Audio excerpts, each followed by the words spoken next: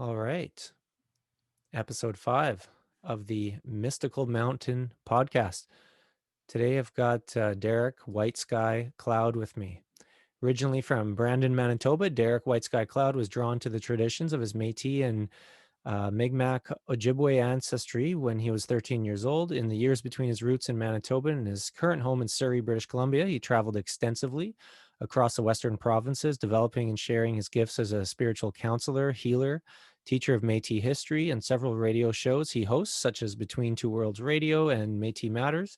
Derrick's healing gift also extends in the realm of the expressive arts. He is a prolific artisan, and whether the medium is internet radio or spoken word, art, music, or a derivative of traditional or new age methods, Derrick Whiteskycloud continues to evolve his healing practice in ways that consider the physical, spiritual, and emotional well-being of the individual. Thank you, Derrick, for coming on tonight. You're most welcome. So, in the background right now, this is a nice little picture I found of Pitt Lake behind us here, along the ridge of Panorama Ridge at Golden Ears. And I figured I may as well start off talking about a little bit of Sasquatch in British Columbia. And I figure we may as well start off talking about it within our area that you and I both have been living in for quite a while. There's a lot of strange phenomena that goes on in these mountains, not just Bigfoot or Sasquatch related, but that's probably the most famous type.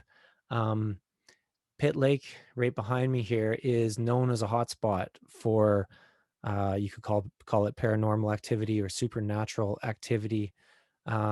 People can look into the history of the region and even the other mountains all along the Fraser, basically throughout Coquitlam, Vancouver, North Vancouver, Port Moody, Mission, Harrison Hot Springs, et cetera, et cetera. And then it goes much further than that into British Columbia, obviously. Um, I'm wondering, you have a good amount of knowledge on this probably. What do you think? I'll start off with, what do you think Sasquatch is? Well, some people believe the Sasquatch were here long before humankind. Some people believe that Sasquatch was dropped off here during, before humankind landed, basically dropped here like aliens from the planet, galaxy. Some people believe that, there's always a different story to what Sasquatch are. My understanding, they're originally from another planetary system that actually was brought here, and I strongly feel that they were, which call it a bit of an experimental uh, being. That means that they were making them, like they were actually breeding them or making them to look like what they believed. Other extraterrestrials I think they were practicing making them or designing them that way. That's how they're lived their lives here on this planet, because they're all over the place. People talk about the Sasquatch or the even in the Arctic. There's even another type of Sasquatch out there. So it depends on every individual, and there's always, for some reason, there's every state line, every U.S. area, every Canadian area.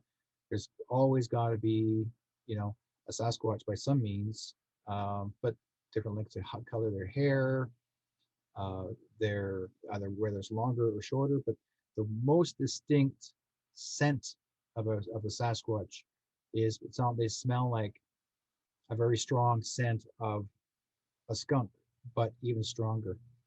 Like you just know it's and they are very quick, very agile, very strong. Their average weight is between 7 to 800 pounds. They're not your typical, um, regular human size type of being. They're average from 5, 6 feet tall for the young ones, and the tall ones average 8 to 10 feet tall. So that's pretty tall. Now, mind you, historically, the Anunnaki were also known to. Um, it was wording that they were actually were also help create them as well before humankind began.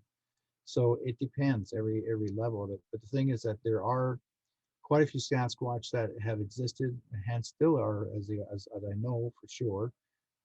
And there have been many stories of people sharing and telling stories, talking about the Sasquatch, including our indigenous people, my indigenous people, where they've always talked about uh, the big brother that's in the woods.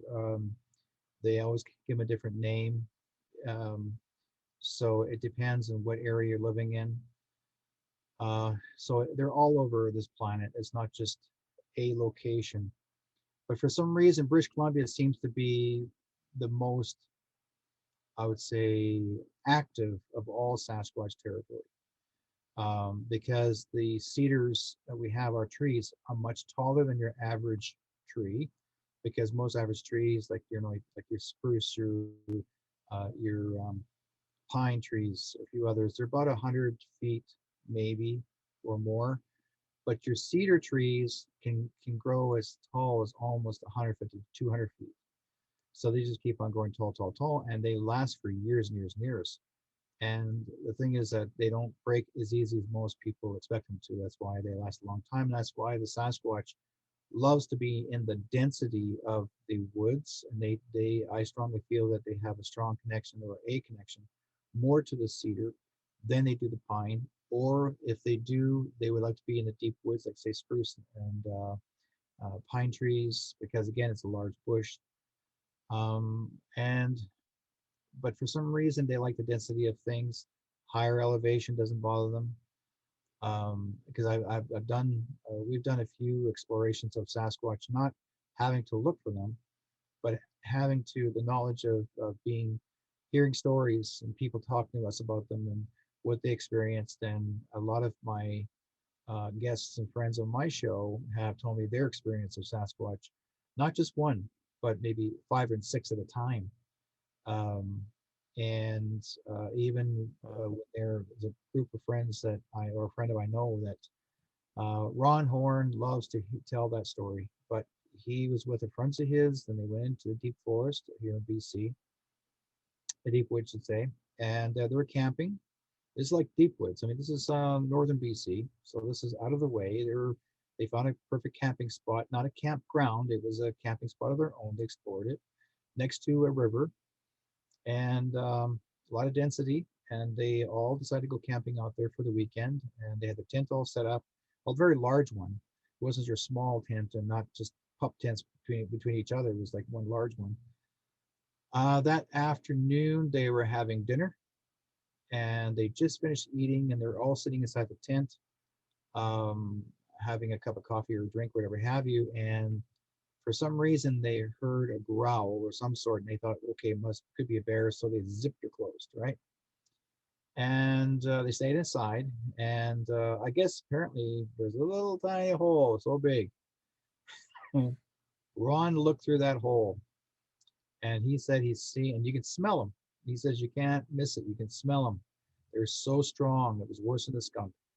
And they walked in towards their village. They walked, or their camping site. They actually were pushing things over, where the cooking stuff was, and they were messing around with the food, whatever was left over there, took that, and there was a small one. They actually, according to Ron, there's about 5 or 6 foot tall one. And then there was much taller ones, 8, 9 feet tall, very large, shadowy beings. And they're Sasquatch because they're all hairy. Some of them are lighter brown hair, some are really dark, almost black. But he figured there's 5 of them, and everybody was inside trying to stay quiet. And didn't want to say a word. They were just absolutely quiet. And the Sasquatch knew they were in there. I mean, there's no doubt about it. But they're not going to bother them because, like you stay your distance, we'll stay ours. And they stayed quiet while the Sasquatch did their thing. And what the Sasquatch are doing, I think, is because they're saying, look, we're here. This is our territory. Get the hell out. And the only way they can do it is intimidation because of their presence.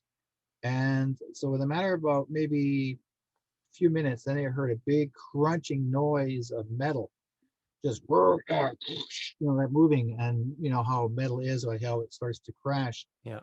And all Ron can think of is, oh my God, the car, their Jeep Cherokee.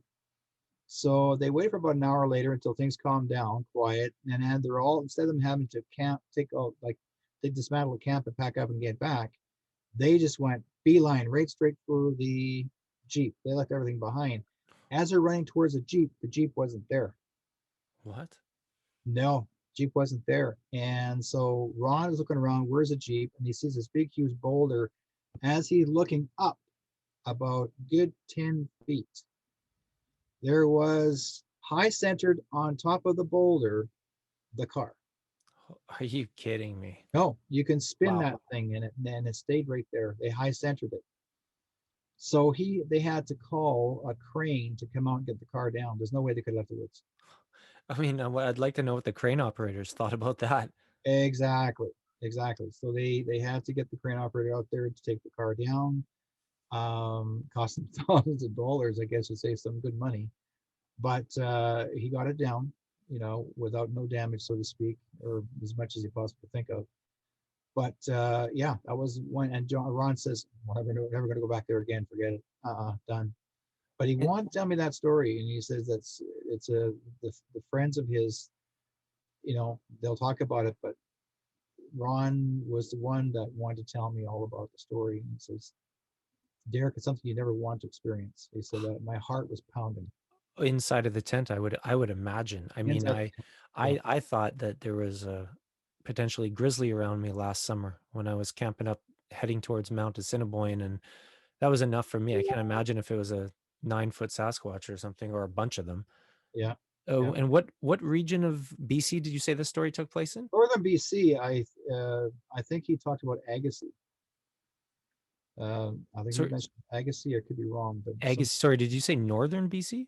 northern BC. Because Agassiz, okay, you might be mistaken. Agassiz, sorry, northern BC. I'm thinking of some other place too that somebody else is talking about Agassiz as well. Yeah, yeah. There was a lady that was chased out of her own house. Her and her husband built a cabin in the Agassiz region of Chilliwack, near Chilliwack, and deep, deep far back, not your typical towards the highway. I mean, I'm talking about way back into the woods, and Up by like Elk Mountain, maybe in the backwoods. up near Elk Mountain. Yeah, and Yeah.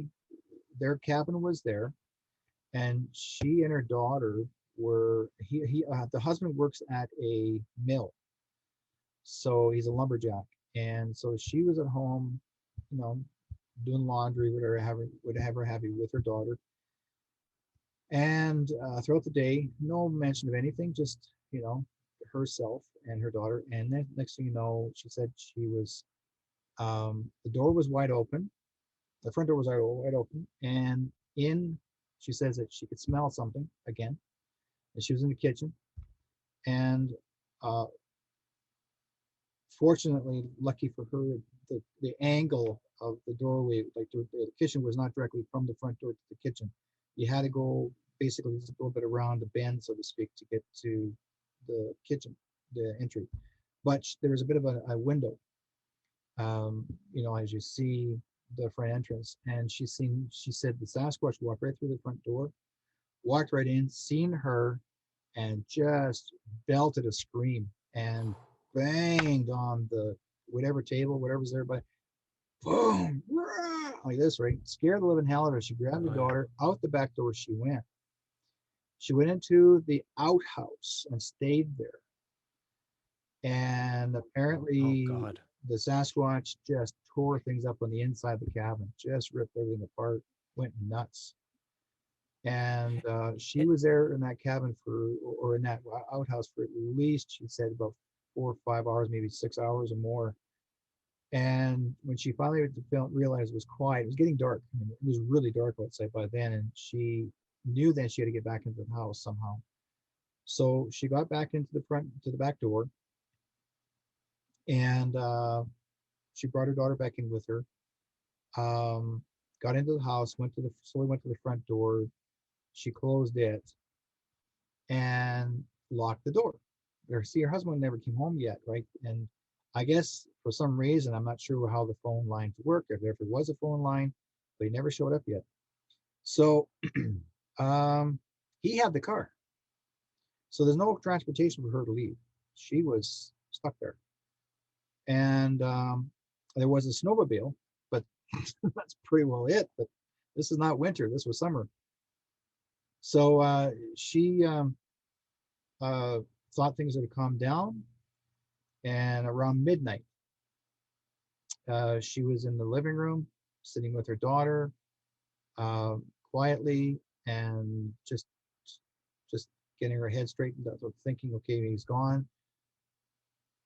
She looked out the front window, and there he was again, standing there staring at her in the front window. And That's she scary. she tore it out. She had raced right to the bedroom and locked the door, because apparently the window in the bedroom was like this big. It wasn't as big as the other regular windows. Hmm. So she locked the door again. The Sasquatch came in, smash, smash, crash, crash.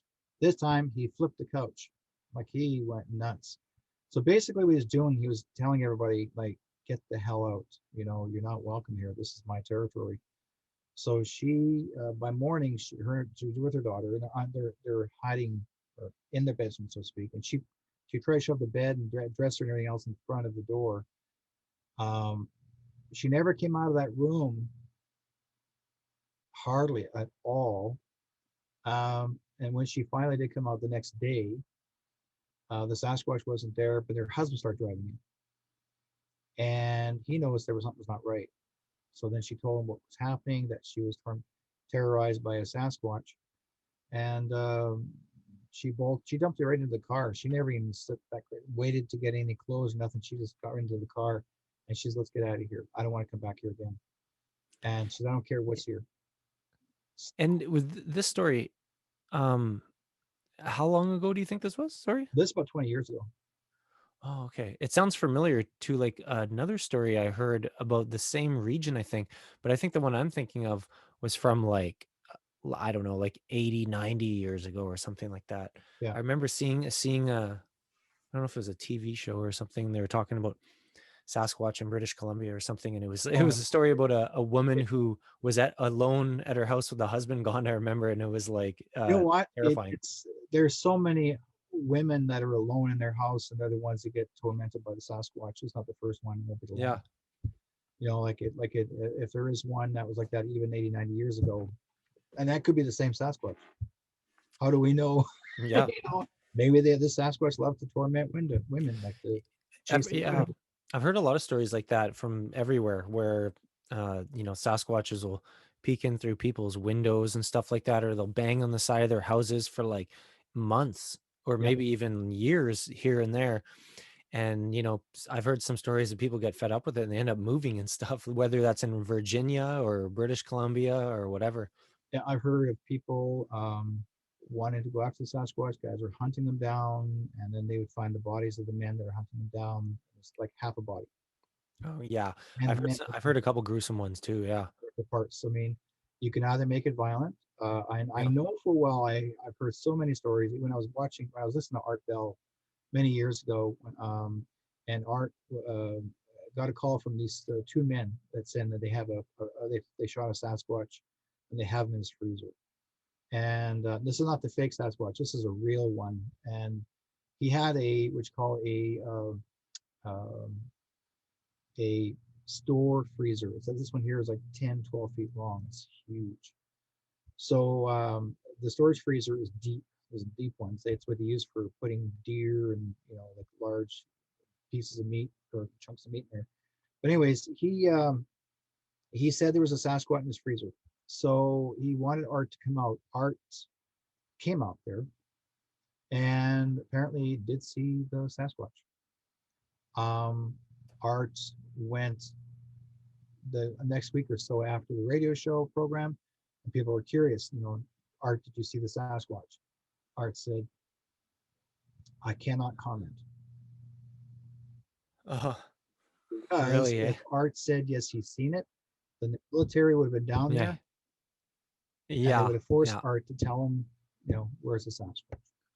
yeah, So, yeah. Exactly. and many times Art has had his life threatened for years and years and years, when he's too close to something that's real. That's real. Yeah.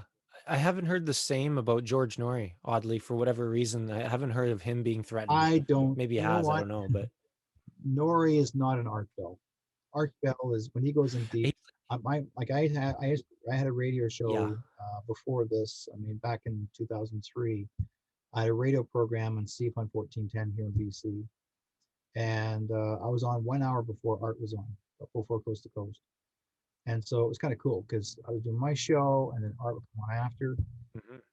Uh, but Yeah. Ariel Louise, that who I got called from, this is when the internet was just starting to come out for people to run their own radio shows or TV shows, radio shows actually. And Ariel called me up one day, and she was from the States, and she was best friends of Art's wife, first wife. And she called me up and she said, Derrick, you need to do internet radio. It's important. You need to get out there. She says, you are really good at what you do. You're informative. You're like another Art, the Canadian version of Art. You need to get yourself out there.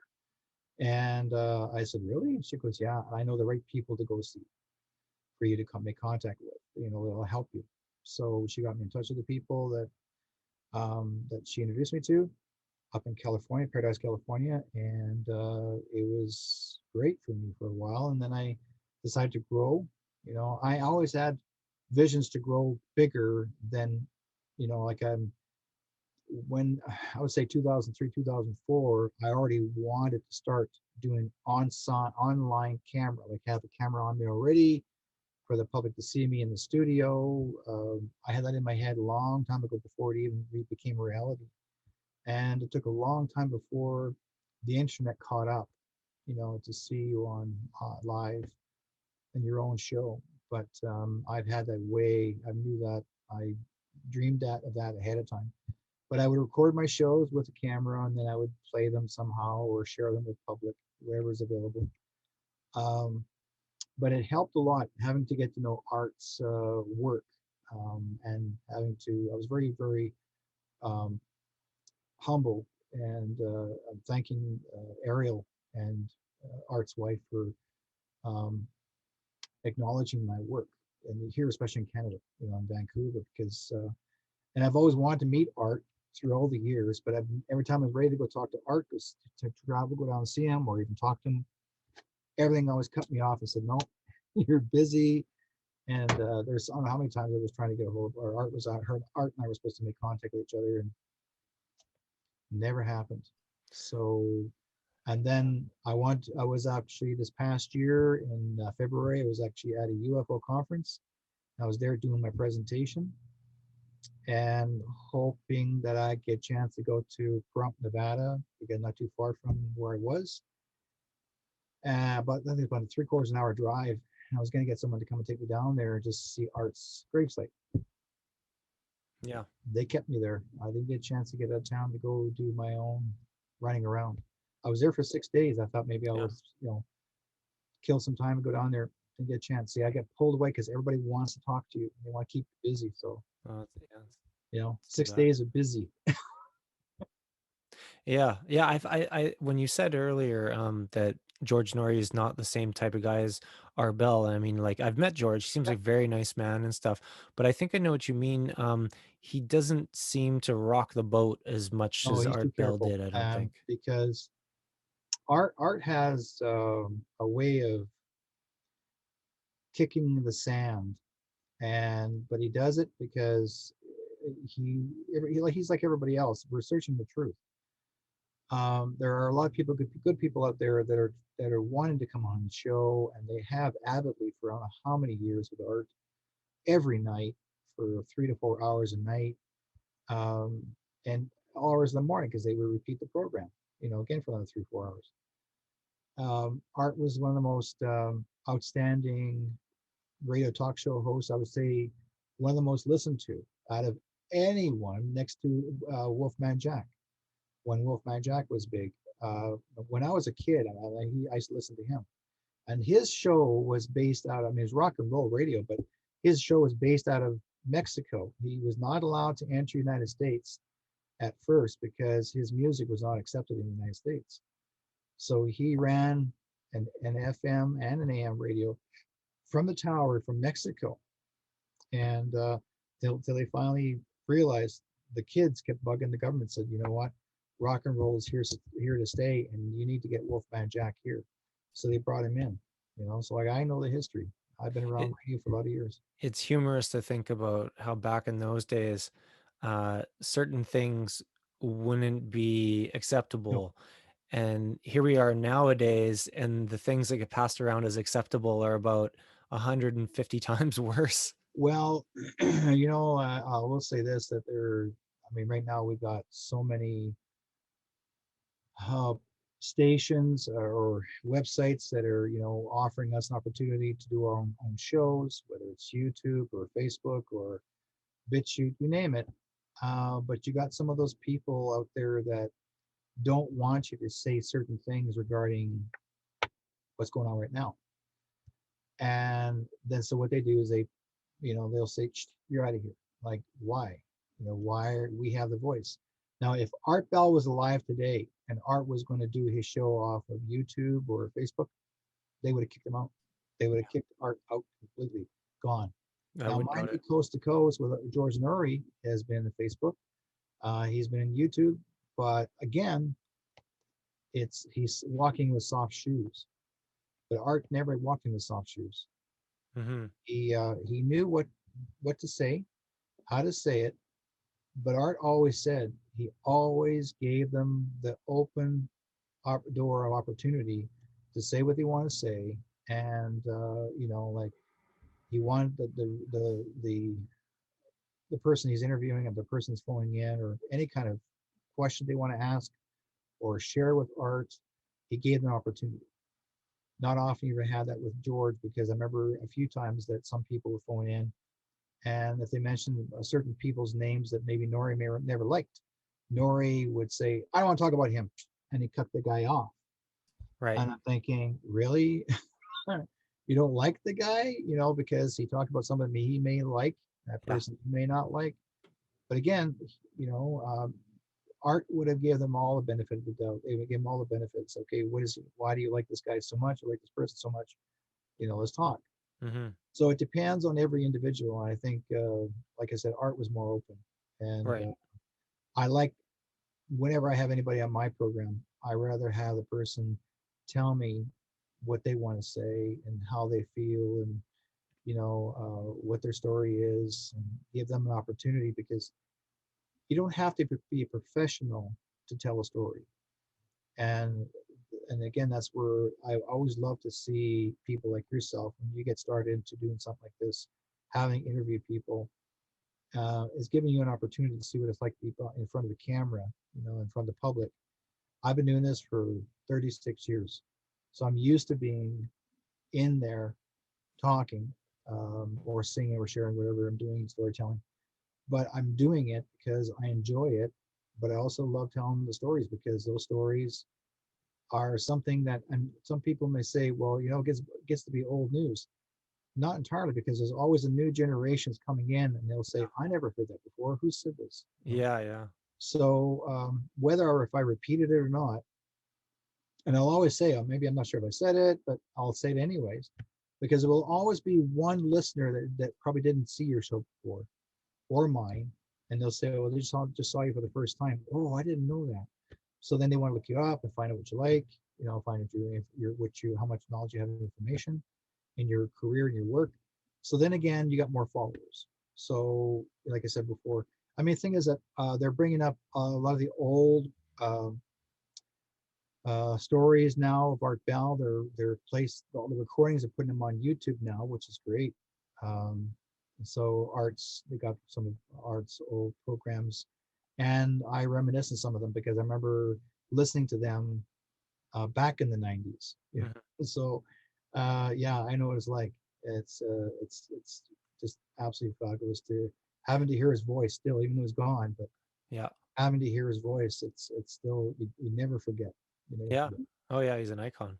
Um, Going back to Sasquatch, uh, do you lean more to the side that it's a just a merely some sort of flesh and blood hominid that we don't know much about, or do you think that the stories some people have that are more supernatural, whether that's going through portals or dimensions or psychic abilities, stuff like that, do you lean more towards that, or do you think that both are You possibly know what? true? You can probably, I would say, include both, because Yeah.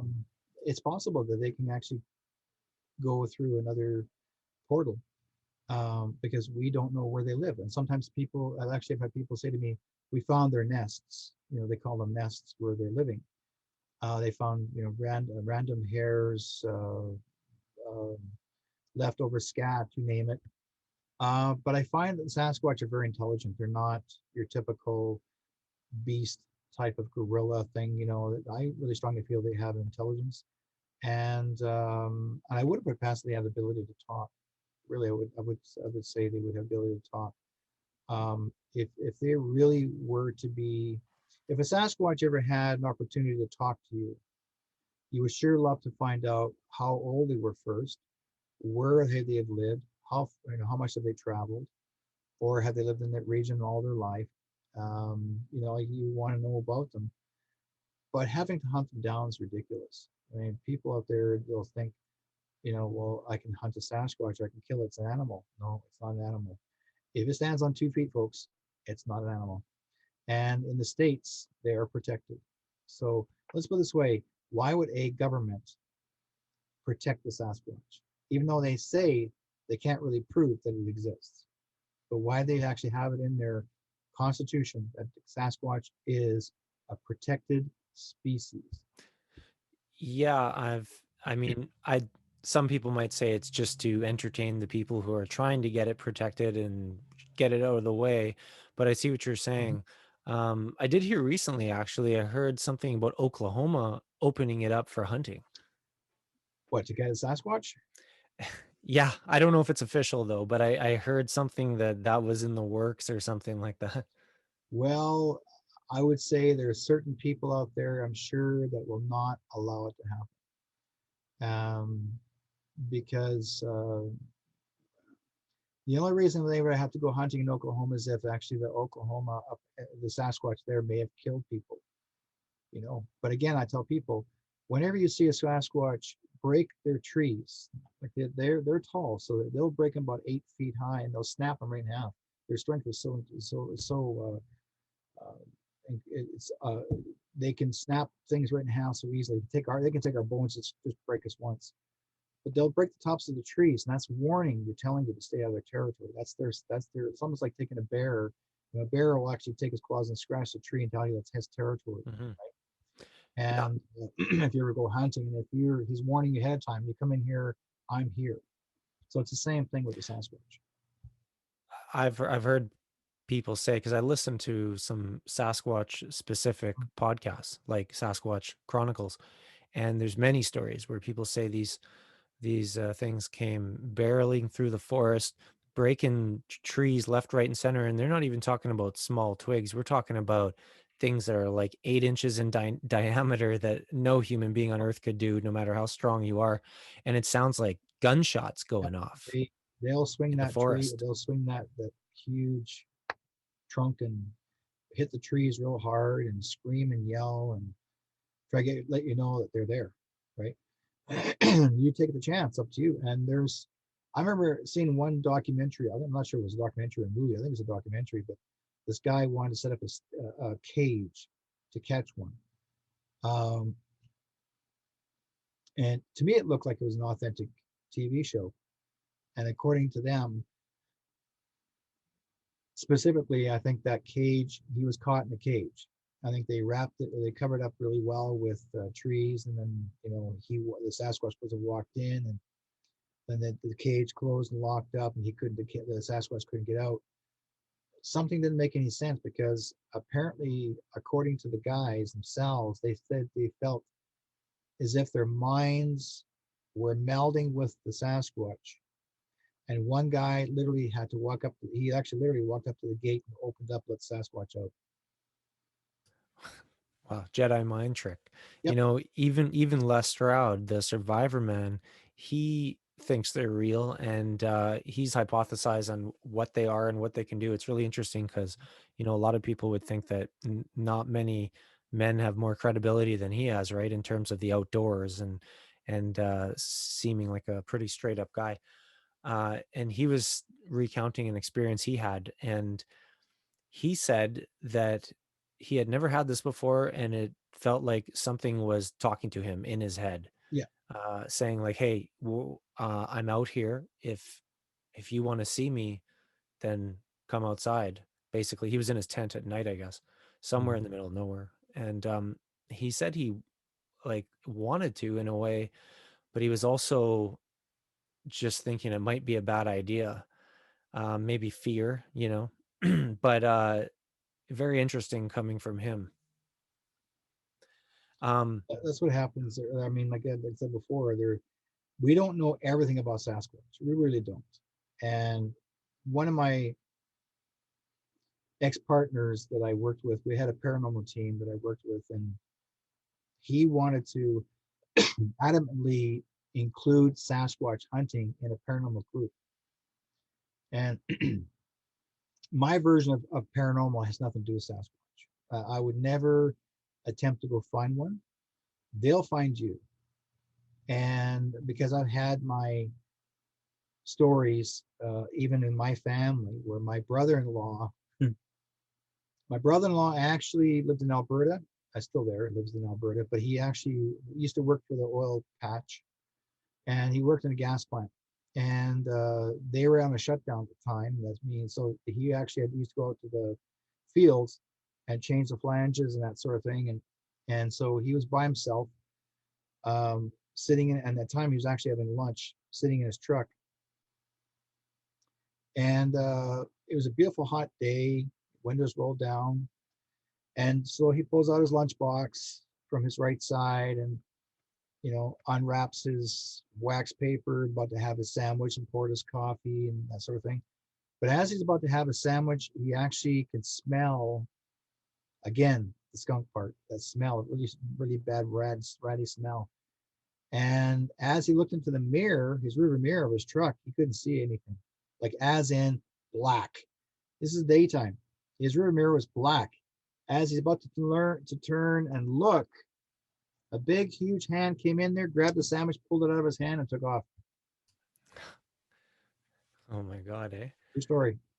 He said he's scared, that Sasquatch scared the living hell out of him. Eh, He eh, says the coffee was on his rear, and like he actually got spilt and went on top of his yeah. side of his hip. He said, yeah, he was. Then he's look out the back window, and there's a Sasquatch walking away eating the sandwich. And where did that happen? It's in Alberta, and that was in just outside of Sundre. Sundre. Okay, I'm not familiar That's with.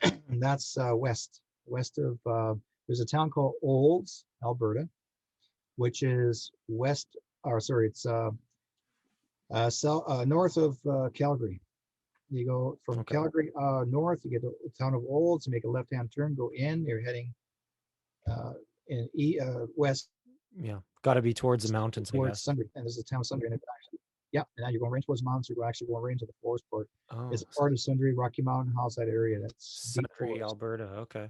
Yeah, yeah, Oh, that's where he headed, and because they had an oil patch. Well, they had a shutdown, gas plant shutdown. I used to work for the gas plant many years ago in my 20s. yeah.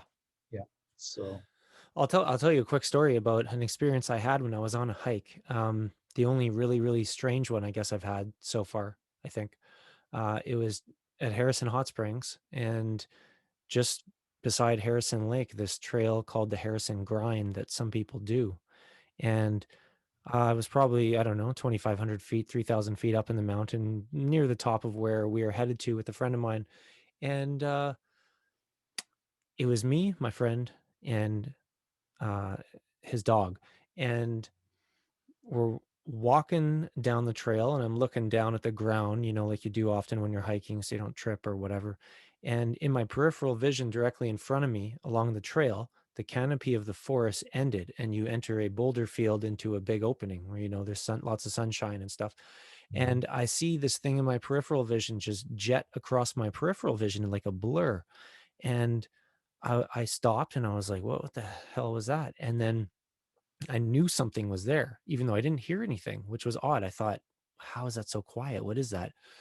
But I knew something was there because the dog stopped at the exact same time I did and shot its ears straight up and looked forward because it knew something was there also. And I brought out my bear mace just in case to be careful. I didn't know what it was. And I did a semicircle to enter into the opening so I could approach where I thought this thing was and not be too close to it. And as I did that, I went over there. I told my friend to just don't move for a second. And I go there and of course, there's nothing there. There's nothing there. And I was like, is it a cougar? It's so quiet. I don't hear anything. Is it a person? But nothing was there. And trust me when I say nothing normal could have escaped there without making a noise, because there was the leaves and the rocks, and you just couldn't, even if you were a cougar. And um, fast forward about an hour and a half later, it's getting dark now, and we're collecting a bit of wood for a fire, and it's around dusk. And 15 feet, no more than 15 feet away from me, off of the trail into the bush, goes slightly uphill. It sounds like something, I don't know, between 300 to however many hundreds of pounds, came to a screeching halt. But it was weird because I didn't hear it coming in the distance. It was as if it was all of a sudden just there beside me. And it sounded like something very big that put on the brakes at the last second.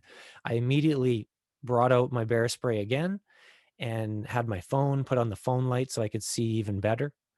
And to my amazement, again, nothing was there. It made no sense in terms of what we think should make sense.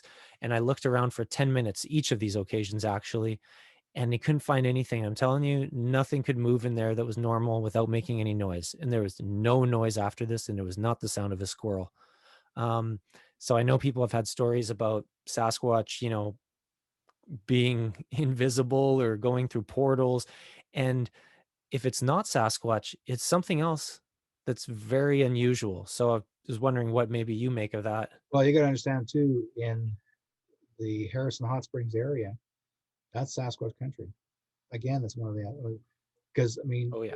everyone has, anybody that's ever lived in the Harrison region, they've all have a story. Well, a lot of people have a story about a Sasquatch or sighting a Sasquatch.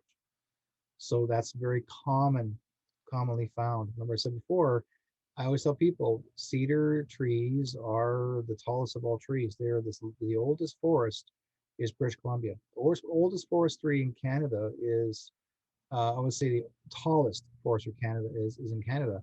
The oldest forestry is in the eastern coast, but their trees are not as tall as ours here. Yeah. And now, I used to think, how come we only get cedar trees here, and then yet Ontario region, those areas, they don't have cedar trees because it's so dry in that area and the altitude's different.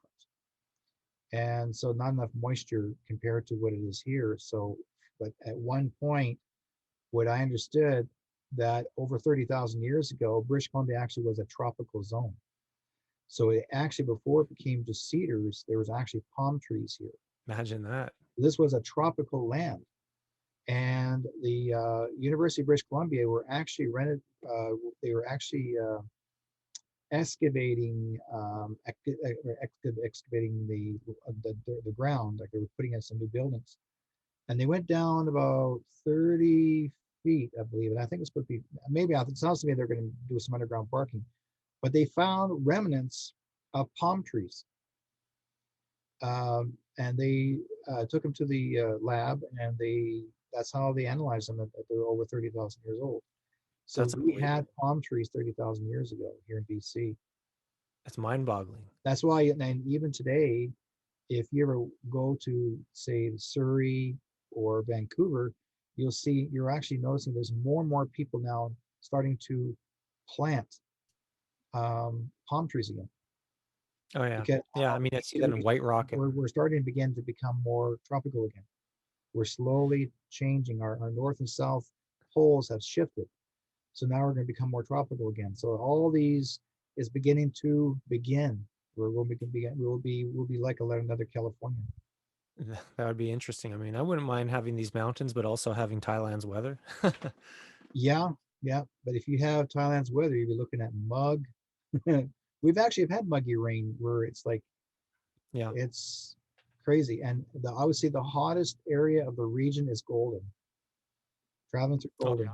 it's 40 in the summertime. I've seen it go as hot as 40 to 45.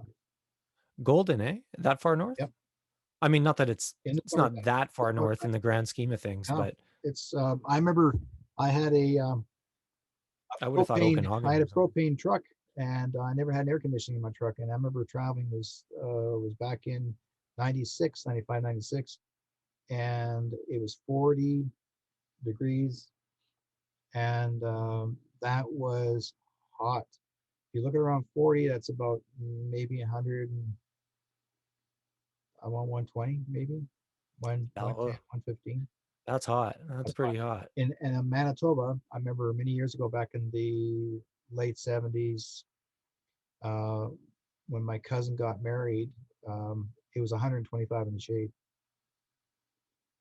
So, That's something. so yeah, it can be hot. Yeah, no kidding.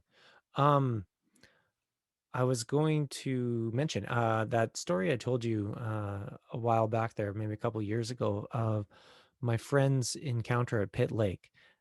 For those who don't know, Pitt Lake, like I said earlier, it's got a lot of strange activity and strange stories over the decades, and probably much longer than that. It is a what do you call it? Like, it's connected to the ocean, I guess. Pitt Lake through the Fraser, and which connects into Pacific Ocean. I don't know if that's related to anything really, but um, tidal lake. So, anyways, my friend was fishing there in the marsh on the other side of the dike there at Pitt Lake probably 10 years ago, and he was with his girlfriend, and they were there at nighttime. And in the distance, maybe 100 yards away or so, roughly, uh, they saw this being, this humanoid shaped thing, walking along the eastern side of the trail next to the mountains. And he said that it scared the living daylights out of him because he was never really into this stuff or anything. Never been scared like that in his life. His girlfriend saw it first, and it looked like this being, the height of the being was about halfway up the telephone poles that are out there. So it's got to be a solid, I don't know, 12 to 15 feet tall. Now, this wasn't a Sasquatch. It wasn't a Sasquatch looking thing. It was something that was giving off a bit of a luminescence. I heard a similar story, I think, coming out of Oregon or Washington. I haven't heard too many stories like these, but he swears by it, and he's been sticking by that story for years. And now, let's just say he's pretty open minded. Um, what do you think that that might have been? What year was that? He said it would have been probably, I would imagine, I think between about 2006 to 2010, somewhere around there. He saw what I saw. Um, Back in 2003, there were three very tall beings that approached me. They were average between 8 and 10 feet tall, maybe taller. They were wearing a full white uniform, so to speak, but they had a glowing light about them. They glowed somehow. And their heads were like an oval shape, like this guy back here, but they were white in color and dark eyes.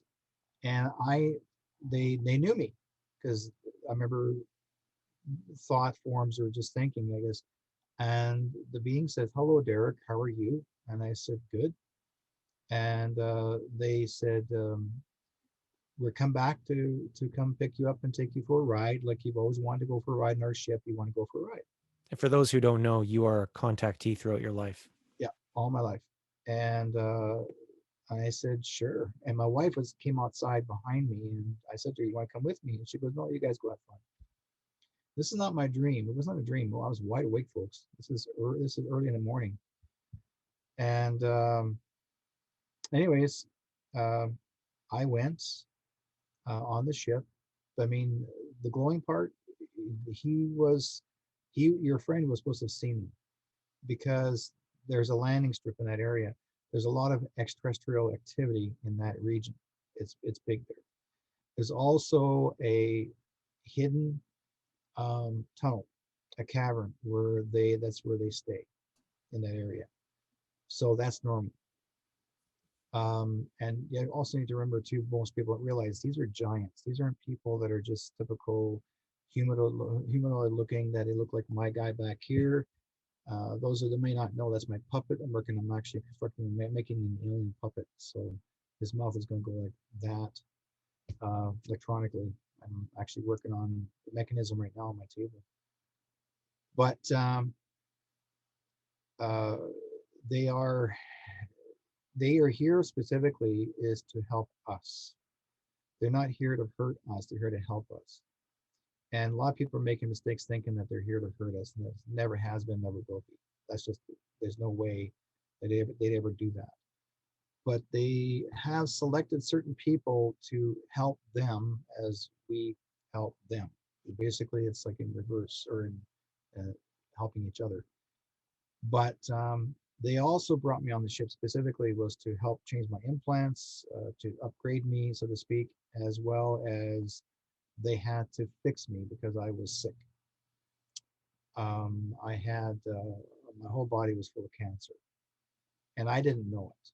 At the time, and I guess they never told me until many years later. They said, reason why we had you on the med beds, we're on the med bed because you were full of cancer.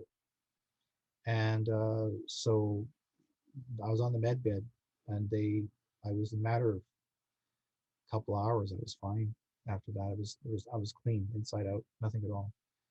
But and to me, it felt like a dream. It was real. There are so many things I learned from them, and now they're bringing out med beds now to this day. The extraterrestrial beings now are working with certain special people that were actually, they decided to bring them out to all of us for us to cure ourselves now, because no government can control us anymore to say what you can and cannot have. But that's another story in itself. Um, but I had to go through, I had to go through healing, and but I learned a lot from them because I had an opportunity to go to their planet. And when I did travel to the planet, I went through, it's called Orion's Belt. We went straight up and towards Orion's Belt, went right through, like actually went gone, like we were on the other side. So, and I'm telling people this long before, years before, and telling what happened to me. And you get people going like, yeah, right. Now, people are on the internet are seeing uh, videos of UFO ships traveling through the sky and then suddenly disappear through a light and they'll go gone. That's a portal. They wanted to show you because I was already part of that. I was already on those ships going through those portals. So I've already gone through that experience. But I thought it was so cool because I thought it would take hours and hours and hours. People think it would take forever and ever to ever to go to a planet that's far past all these planets. I was gone. I was past the planets, but I was there in a matter of minutes because we are thinking distance, not time. Yeah. And so this is where you come in because I know full well that they come and got you. Me? Mhm. Well, I mean, I'm open to anything. I don't have memory of it. I don't have memory of it if it happens, but okay.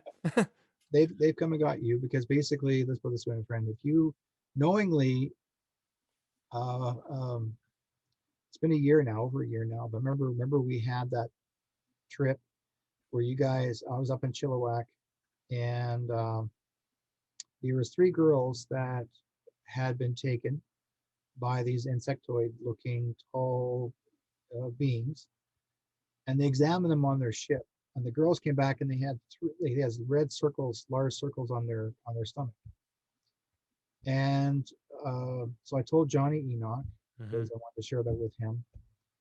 And then he told you, and Hmm. then I told you the location where they're from. And then later on, with your interest, I told you. Remember, I said just I advised you, said go out there and make a plaster cast and see if any footprints are out there. And I know you did, Hmm.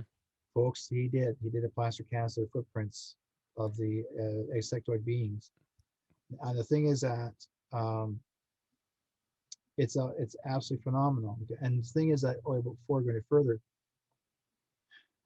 there is a young lady who I know quite well, her mom, but her daughter was in Merritt, and she one day was pulled over on the side of the road. She didn't know why she'd been pulled over, but just not in Merritt, but she was outside the outskirts of Merritt. She remembers seeing 6 insectoids standing beside the fence, looking at her. She looked at them, and then she said all she remembers is opening her eyes, and it's already dark outside. Yeah, yeah, and the So similar thing happened to, I believe, those girls in Chilliwack. exactly, because it was daytime, they're going for a walk through the park, and that was around lunchtime. And by the time they were supposed to be not there all day, but next thing you know, it's almost midnight. Yeah, and, um, the beings, that were supposedly at that place in Chilliwack, I thought I had heard that they were more along the lines of grays, but some were tall and some were short. Hmm. Um, did somebody mention, like, those 3 girls that you had spoken to at that flea market, did they mention that it looked more like insectoid, or what made you get that Well, I impression? guess one of the girls contacted me later and told me that she described it to me. She told me what it looked like. She automatically, people would say they're grays. So she believed it was a gray. She didn't know what a gray was. Mm. She thought the word gray, they were gray looking, right? Until she realized afterwards, she looked at the picture of the gray, a gray alien. She goes, no, that's not him. But apparently she decided to do the research and she said, there's the picture right there. That's the picture of an insectoid that took me. So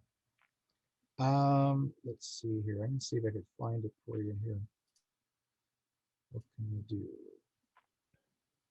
And for those that don't know, yeah, I did go out there and I took some plaster, uh, whatever it's called, of potential footprints, because some of the people, including, I think it was Johnny's son, said that, they look like, they almost, strangely enough, they had kinda like hooved feet. Yeah. So it doesn't, those ones in particular didn't necessarily look like much in the plaster because 'cause they're more of a square kinda shape, um, which wouldn't be surprising if that's what their feet looked like. But there were some interesting imprints on the other side of the fence there that looked a little different, almost like three-toed, which Hmm. also would not be what I think people would usually describe grays as looking like, either of those types of feet. But I was surprised myself because I didn't know if anything for sure was going on, but there was a couple odd-looking, imprints in the ground. And the square shaped ones, which were possibly these hooved feet on the one side, the main side of the park, um, they they were in the ground decently. Like they weren't little paw prints from dogs or anything like that. Um, Granted, I'm open minded. Maybe it could have been something else what I got, but it was a little odd. And so, anyways, our mutual friend Johnny Enoch. He he has a son who lives in the area, I guess, and he had an experience there as well with his friend. And so Johnny and Derrick had told me about this, and I went out there a couple times, and I spoke to a guy that lives in the neighborhood 4 or 5 houses down from there, who's always walking around, walking his dog every night. And I asked him if he's seen anything strange, and he said, "What do you mean?" And my friend I went with the first time, he said, "Oh, Not the oh, bunny. there we go. Oh, the picture. Okay, I thought you got disconnected. I'll just briefly say, yeah. Actually, we'll look at this first. So that image you just put up there, it kind of looks like kind of looks like a gray, but a little bit different. Kind of like a slightly different shaped head Uh-huh. than how they usually are. Maybe not as gray either. Let's see here. But yeah, so I had gone there and my friend said, "Well, UFO activity," to the guy, or sorry, aliens, and he said, "No, I haven't seen any of that." But That would. I've seen some stuff, some odd stuff in the sky, both here in this neighborhood and closer to Harrison Hot Springs. Two vehicles or lights, whatever they were, coming towards each other and then suddenly stopping and doing a 90-degree turn and heading north, for example, he said. Granted, I don't know, that could have been military, who knows really for sure. Hmm. But uh, that day, nothing much happened. But when I went back the second time at night and took the plaster, I remember the other friend of mine that I brought with me. Um, she asked me as we were standing by the fence, Derek, I think I told you before. She said, "Do you hear that noise? Like that really loud humming sound?" Yeah. And I couldn't hear anything. I'm like, "No, I don't hear that. I hear like a slight sound coming from the power building or whatever type of building that is there on the property for the city." And but it wasn't that. And the other gentleman we were with that lives in the neighborhood, he couldn't hear anything either. And she said it's like it's really loud. It's like like that kind of sound. Mhm. And I was like, I don't know. And then when I called up Johnny afterwards and described what had happened, he said that that's often something that people hear and experience right before they're taken. So that was bizarre because she didn't know that. She didn't know that that's one of the things that happens sometimes to abductees. Now, I did not see her get abducted in front of me. It didn't happen, but I don't know. Maybe it was about to happen. Maybe if we didn't get out of there, I don't really know. So we have here, we got the white rabbit. Oh, I don't know if you froze or not, your video, or if you can hear me, but I see your screen.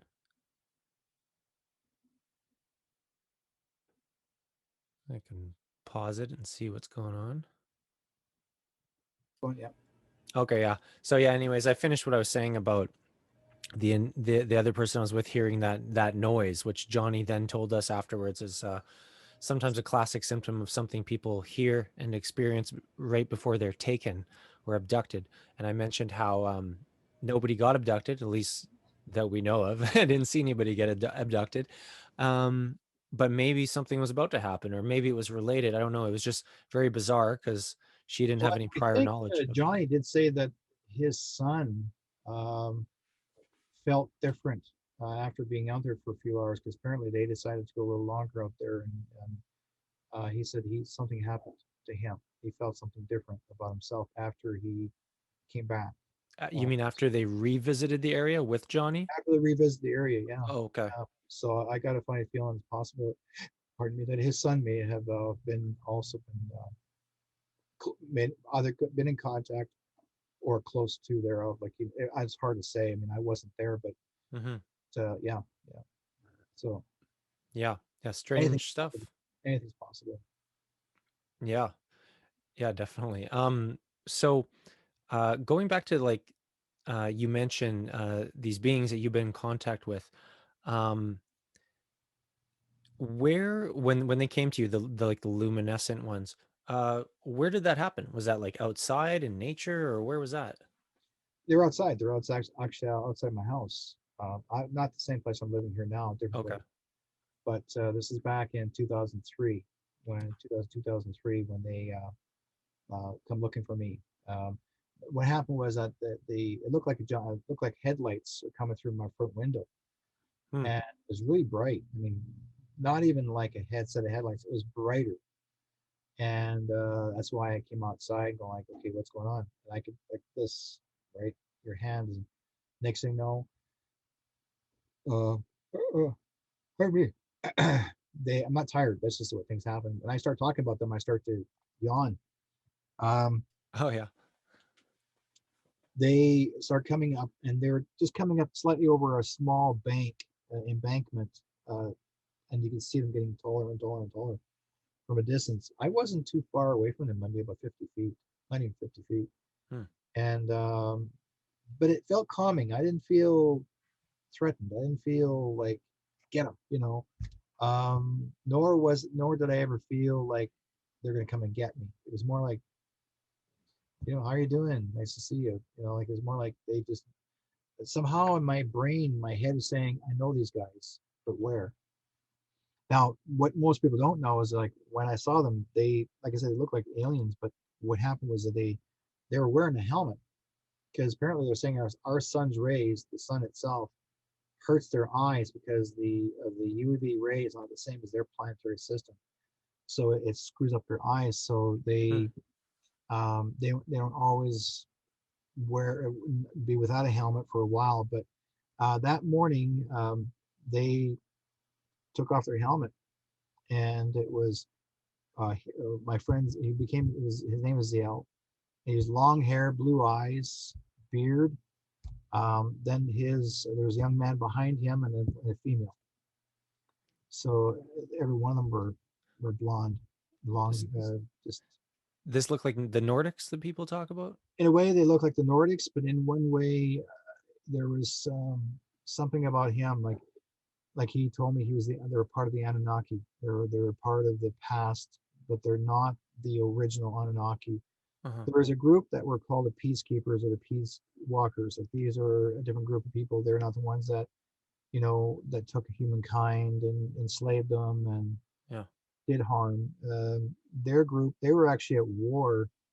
The ones that were peacekeepers, the ones that lived lifestyle just living as people, they went at war with the military. There was a militarized group that Enlil and Anka had between both brothers, Ramki, right? And but also there was a son, and that was born, and he was very evil,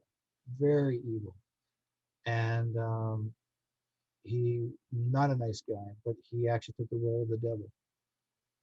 Basically, he was more demonic than he was actually, a goodness of person.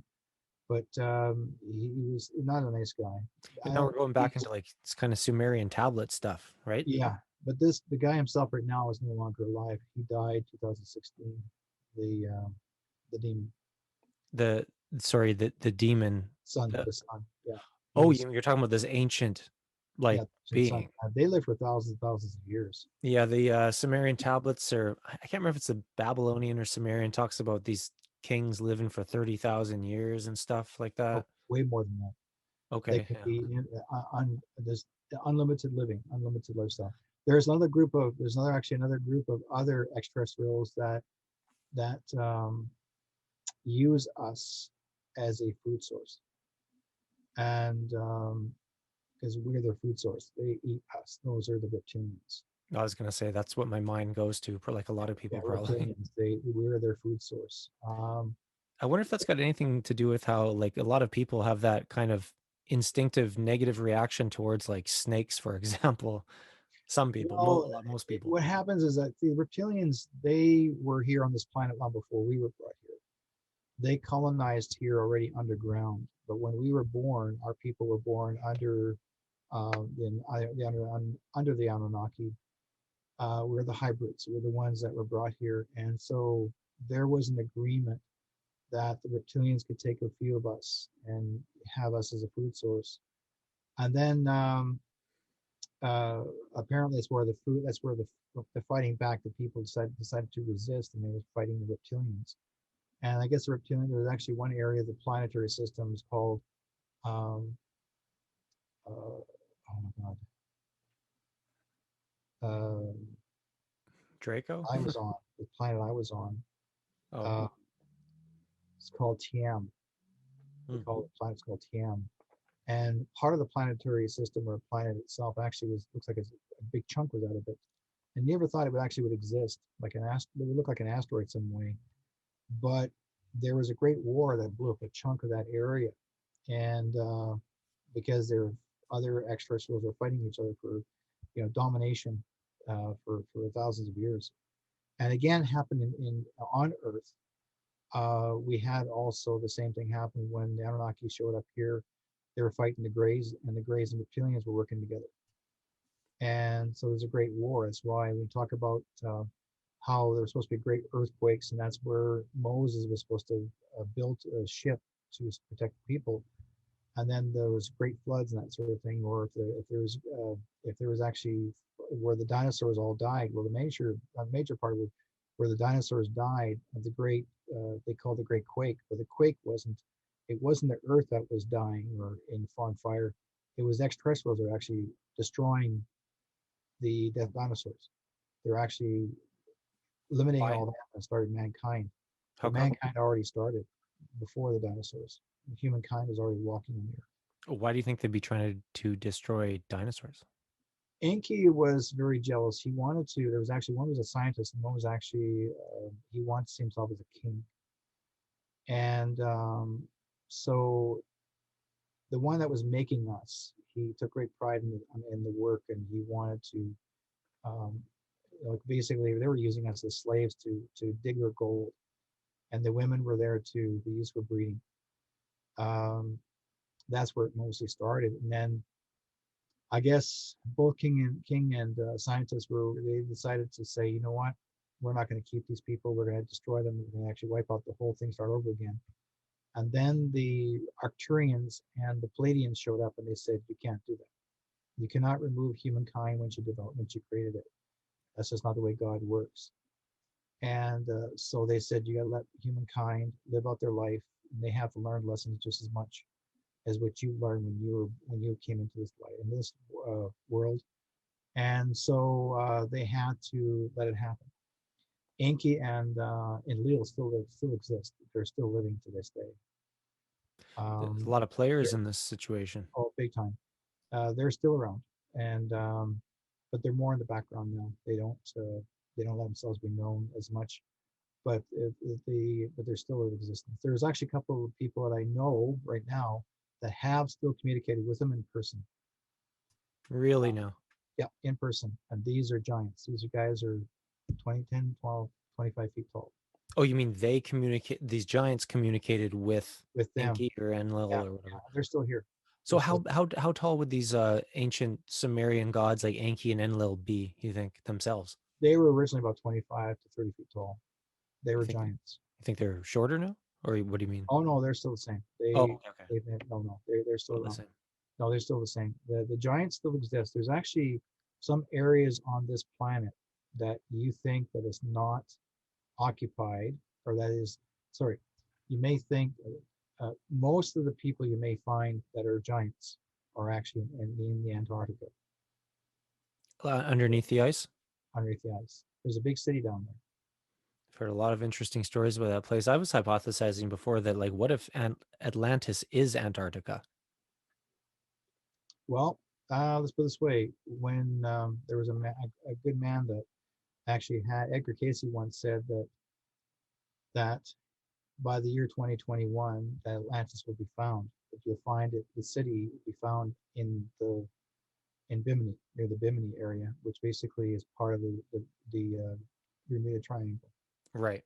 And they did find the city of Atlantis, but no one's making any attempt to go and to research it right now because they're too focused on what's happening now, current event. Yeah, there's a lot. But I wouldn't put it, and the reason why, see, Atlantis shouldn't have the water shouldn't have raised because of Atlantis, but because Atlantis existed at the same time as when Moses was set up his boat because there was a great flood. So everything actually, all this is supposed to happen at the same time. There is, I always tell people this: there's God, then there's the gods, and there's giants, and there's humankind. And they were always in conflict with each other, consistently. Jealousy, conflict, and it's always ongoing. And yeah, it's something that we need to be understanding that this, we think, like, you always hear the stories of Jack the Giant Killer or Jack and the Beanstalk, or there's always a giant in the story, even David and Goliath. That was a real giant. And that Goliath just had a sling and threw that stone right between the eyes of the giant and killed him. And Well, of course, you rock a rock between his eyes and you're dead, because what they basically did is he threw that rock and it got him into the third eye and knocked him out cold.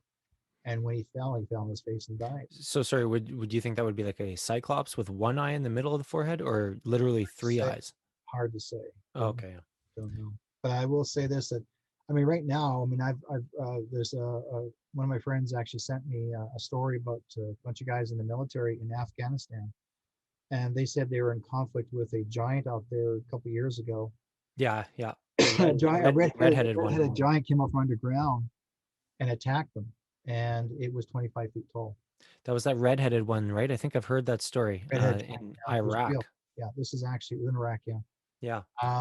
And they were in the desert, and they just came up from underground. He was grabbing people, eating them right there. And these guys are soldiers. So, but they did kill him. They found a way to kill him. But they said they were trying to shoot him, and the bullets were bouncing off his body because the skin was so thick. Yeah, I was gonna say. So they found a way of killing him. Somehow they got away. They were able to get him, and they loaded him up on a big, huge container, and they flew him off somewhere. But Don't know where he went after that, but the military has his body. Now, you mentioned earlier the asteroid stuff about for part of an ancient planet you called TM or whatever. Yeah. I've heard similar theories and stories about people think that the human race may have came from a planet called Maldek, which exploded in a great war, and that's what our asteroid belt is now. Well, yeah, there's Maldak actually was also part of the Anunnaki's work. Um, there's a lot of things that most people don't know that's coming into fruition now. A lot of the secrets are being kept by the Pope. Mm. Everything was underground. Anything that was shared at one time, they decided not to share that with people like you and I. Yeah. But I knew it long before he went underground. Anything that because why would the extraterrestrials or why would these guys want to tell me their story? And they'll say, well, how come you guys know all this, and how come the rest of the world doesn't know about it? Because people like the Pope and them are keeping it quiet because then we don't know. They don't want us to know. Is the Vatican? Do you think they're hiding the Library of Alexandria and other things down Not there? anymore. The Vatican actually has been taken out as we speak. They're gone. The Pope is gone. The cardinals are gone. The Vatican now is empty. Uh, there's a special forces group that came in and scooped up everything that was once in the vaults. They found actually between now they in the Vatican all the way to Israel. They found miles and miles and hundreds of miles of gold, Really? I haven't and heard that's that one. all. Yeah, that's all going to be and that's all going to be returned to the people. So Yeah. basically, the next year or two, we're all going to be wealthy. Does this tie in? I've heard the theory of Nasara Jasara. It does exist, and actually, it's what's happening right now. I mean, I hope so. I I hope I that. know so. Oh, I have good. my I'm sources. glad. I got my sources, my friend. Okay, I'm glad. I was going to say, going back briefly to that story that my friend had from Pitt Lake, do you think then those beings were they Anunnaki related, you think, or is it something else? Yeah, they're all related to that. Between Anunnaki, Pleiadian, Arcturian, yeah, anything to do with a giant, anything that's taller than 12, 14, 15 feet, those are the giants. But they Right. were there for a reason. They wanted him to see him. They wanted him to see them. If they really wanted to be silent, it's easy for them to hide. But if they wanted him to see them, because there's a reason for it. Mhm. And I mean, some people like listening to this, they'll never believe this stuff and you won't be able to change their mind. But it is indisputable that there are stories like this out there. And there's a lot of people out there, including like my friend that I know, who I find to be a very uh, upright, like honest person, that swears by it and says he was scared shitless and doesn't talk about it that much. Well, tell him not to be afraid of them because they're there to help us. They're Yeah. part of us. They brought us here for a reason. I mean, we're here to learn lessons. I mean, sure, there's people there that would live a lifestyle of 9 to 5 job, and that's all they do is go to work back and forth and have a family. That's it. But there's people like you and I that I've been in the midst of this. I've been in the mix with this since I was 8 years of age, and I've been on the ship since I was 8. Um, but I don't go around telling everybody, "Oh, I was on the spaceship when I was 8 years old." No, I thought it was normal. But it was actually mentioned. I mean, back in 1965, uh, that tells you how old I am. Back in 1965, they had the news media on radio at radio station, and I mean even the bus driver as well as the passengers in the bus, their radio was on, the transistor radio was on, and everyone heard from the radio station said that they got over 1,000 phone calls, people calling in with sightings of UFOs in the sky. I was one of them that was on that ship. And there was another fellow in Falcon Lake that actually got burnt from the ship and had communicated with the extraterrestrials in Falcon Lake. Hmm. Mm. So when it comes to like Alberta, Arcturians, Manitoba. oh, okay. When it comes to like Arcturians, Palladians, some call them the Nordics. There's the Anunnaki name. Are these races or beings? Do you think they're somewhat related genetically? I don't know, but I do know this, that each of them has a specific job. Some have jobs of like basically what I was told from Zial. He said that their job are to be they're supposed to watch us.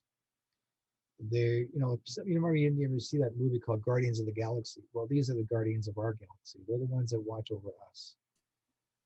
They're not supposed to interfere unless it's absolutely necessary because they don't want us to blow up our world. And there have been people, many countries that have tried to throw the threat of nuclear war. Hmm. And anytime that's ever threatened them, anytime they're ever practicing want to use one of those nuclear warheads, they get, they're actually, one of their ships will show up and actually dismantle it. They'll knock it out.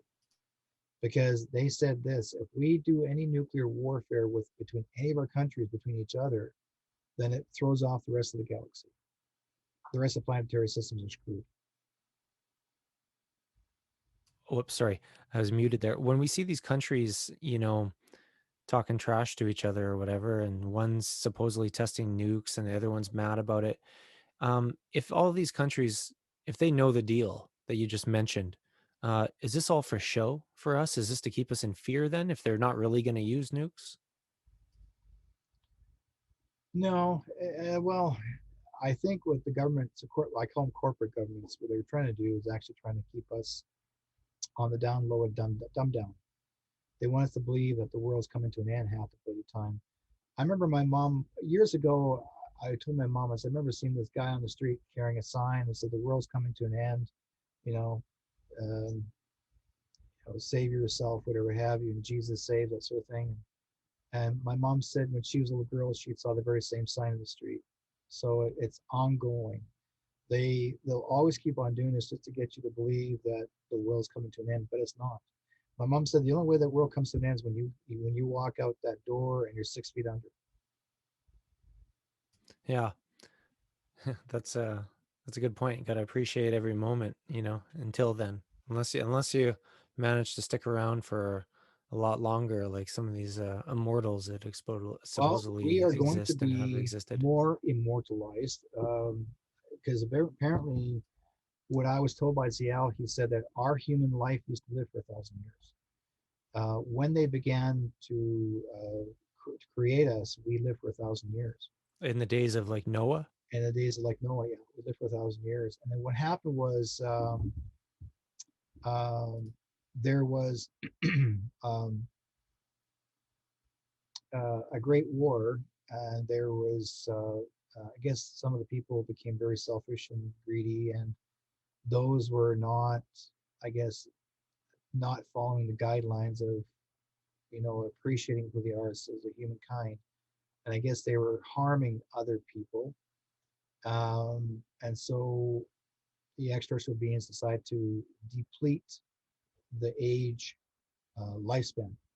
So it went from 1,000 to 400 to 150, and now you're lucky past 100. It was coming down to the point almost the lucky to even hit 80 years of age, and now we're making a comeback because what our extraterrestrial being brothers and sisters are doing now for us, they're bringing us back to live longer. They're teaching us that we had to reincarnate the less from our lessons to better ourselves, and now we have become better to be more like humankind and human care. But there's other groups of people that are still stuck in that old belief system that everything is evil, and or that now they want to control the masses of races, and that's not the way it's supposed to be. So apparently what I've understood, that those massive races are the ones with the attitude, like for example, we use the word Antifa, they're not going to be in existence that long. This is their last time they'll ever be doing their trials of feardom to the public. Yeah, hopefully. Or anybody use the word demonic, well, that's going to be gone too. Oh yeah. So all that is going to be taken care of as of this year, and it'll come to the point where we will have um, our our heaven back, our lives back. It It's won't be interesting. normal, but it would be better. Yeah. It's interesting you mentioned that because I mean, for most people right now, the way things are headed, it Yeah, looks like it's going the opposite direction. it looks like it, yeah, but it's not. I remember when I remember my awakening was 2003 when they told me what was going to happen, and they showed me on a flat screen TV, like it was a big, huge screen TV on the building in their on their ship. And I didn't realize until years later, find out later that we also have flat screen TVs. So anything that and back there's a lady friend of mine, her name is Shirley Klein Carr. She now has passed away, but Shirley used to be on the ship's crew herself, and she was in her 90s before she passed away. But Shirley was also, remember one time she walked into a store. She was asked something told her to go into a store, so she walked into the store. It's supposed to be a secondhand store, and she walked in. The guy behind the counter said, "It's about time you got here, Shirley. We have messages here for you." And Shirley's never been in the store before, ever, never. And this is back in the late '60s. So Shirley walked up to the counter, and the guy, again, flat screen TV on the wall, and he instructed her, these are things that she's got to do. And she thought, am I crazy here? Something wrong with this guy? And then he showed her things that only he knew about her. That blew her away. And apparently she was given responsibility to be guardian of certain kinds of items that they gave her to take care of. So, which were, they look like they're credit card sized items, but they actually had hieroglyphics on them. There were 8 of them that were given to her. Hmm. So, but he also told her that years later, in time, when time comes, that it'd be a man by the name of Whiteskycloud that will come and look for that. You'll become look for him, and he'll help you to decipher the plates. So, uh, back in 2003, um, Shirley, I didn't even know about Shirley at all, period. But friends of mine got me to go to Cloverdale to come to a UFO conference, a small conference. And Shirley was on the platform doing her talk about herself and her experience. When I walked in, I didn't pay. I mean, I was into sort of UFOs, but I mean, because of my experience already, but I wasn't sure who to believe because I wasn't sure if I was the only one.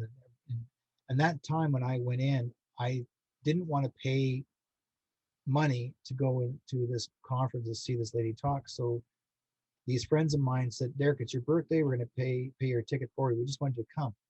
You got to come. Okay, fine. So I came along and I was in the second row and right in the center, second row, and Shirley was right in the center of the stage. So as she's beginning to do her talk for about maybe 10, 15 minutes, and I can hear people, I'm watching, looking around these people, whether they believe her or disbelieve her, because she's telling her story about what she went through. And I can hear the laughter and I can hear the jokes. I'm thinking, okay, these people are more humiliating her than actually believing her.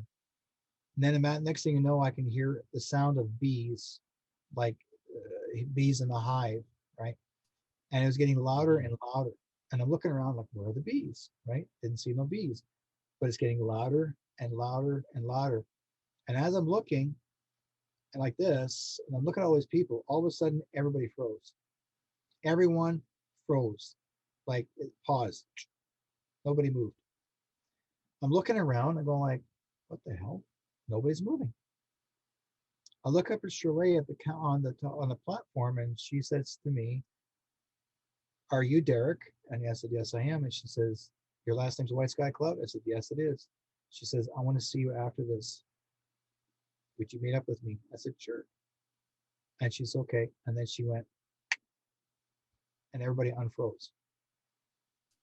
Yeah, that's wild. I remember you, I think, recounting this to me at some point in the past couple years, I think.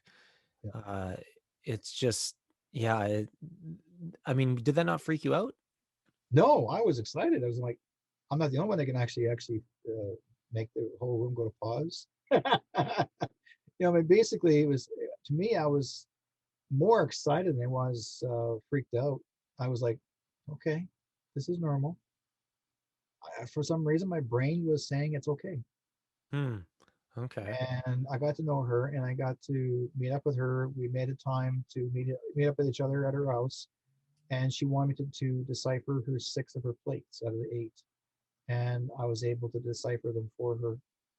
I held on to them, and I was getting messages from her friends from the other side, from the planet, and they Hmm. were telling her what the purpose of those each one of those are for. We recorded it, and yeah, that was important. And I asked her, how come we do? I said, do you want to do 7 and 8? No, no, that's mine. She says, okay, no problem. Oh, And before she passed away, and I thought to myself, well, who's taking care of those plates? Do they need someone to be responsible for those? And so after she passed away, then I asked her daughter, I said, whatever happened to those plates? I mean, kind of curious. Do you need do you have them on hand, or do you have your mom's plates now? And she says, no, no. She said that, she says, mom was in the hospital, and she said she was talking to them. They came in the room, they're talking to her, and they told her that they're going to come and pick up the plates and not to worry, but mom will be okay. And so apparently, she was there by her mom's side. In walked these 2 men that no one knew, and her daughter did not know. These 2 men walked in, and they said, "Everything is okay, Shirley. We'll come. We'll see you on the other side." And they disappeared just like that at the end of her bed. oh boy. And they picked up the plates, so they already took the plates themselves, took them back. And Apparently, at the time, those plates were important. They had to be taken care of by someone on this planet because whatever was happening between the 1960s to 1995, that or 1995, yeah, 1995 or no, sorry, sorry, 1964 to almost 2004, those plates had to be protected and not assessed or not analyzed until I analyzed them for her. So that and are you at liberty to say what the translation was? I cannot, because once I shared the story, they emptied my memory. Yeah, Oh, really? Emptied your of what memory I of deciphered. what? Oh. Yeah, Oh, okay, okay. yes. Okay. So okay, so you remember I uh, remember the story. I just remember telling sharing the her story what and she then said. Um, I don't remember what I said because this guy came in after her and wiped it all out, wiped my memory of what I was telling. So basically, I was doing it, giving the message, and then I would forget everything I told her.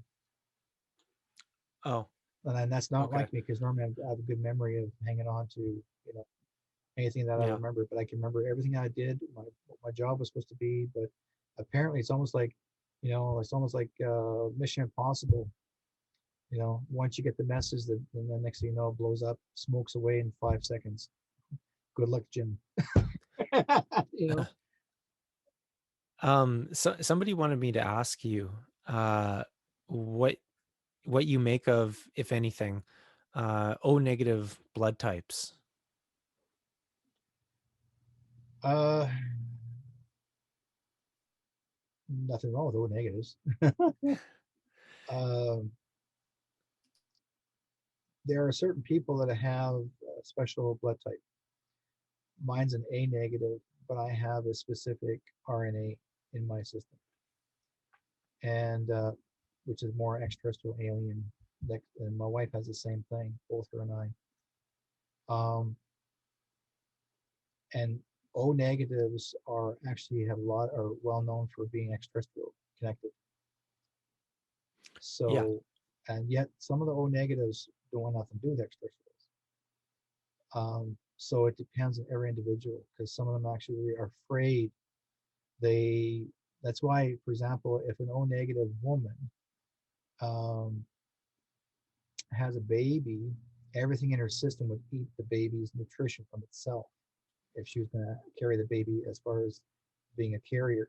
So she has to include extra calcium in her system If she doesn't carry extra calcium in her system, she can actually take the nutrition of the baby, and the baby won't survive. And so, oh yeah, I thought I heard something like that. So what if the father of the baby was also O negative Um, that means he's more alien RNA, yeah, into the into the baby. baby? And would there be as much of this nutrition ciphering Not going from the on or no? father. It's more from the mom because the mom's actually doing two jobs because she has to build up all of her nutrition proteins. Most of the Hmm. time, any mother that's why you see a woman eating more food than average because she's eating extra food because she's Hmm. feeding the baby. But also not all mothers that are O negative that do give enough nutrition for the child, but they actually have to add extra vitamin C, and I can't remember what the other vitamin is for the baby to carry on a strong amount enough nutrition because, like I said, both people say that that mother with an O negative can also drain the baby's energy to the point that it will never be born.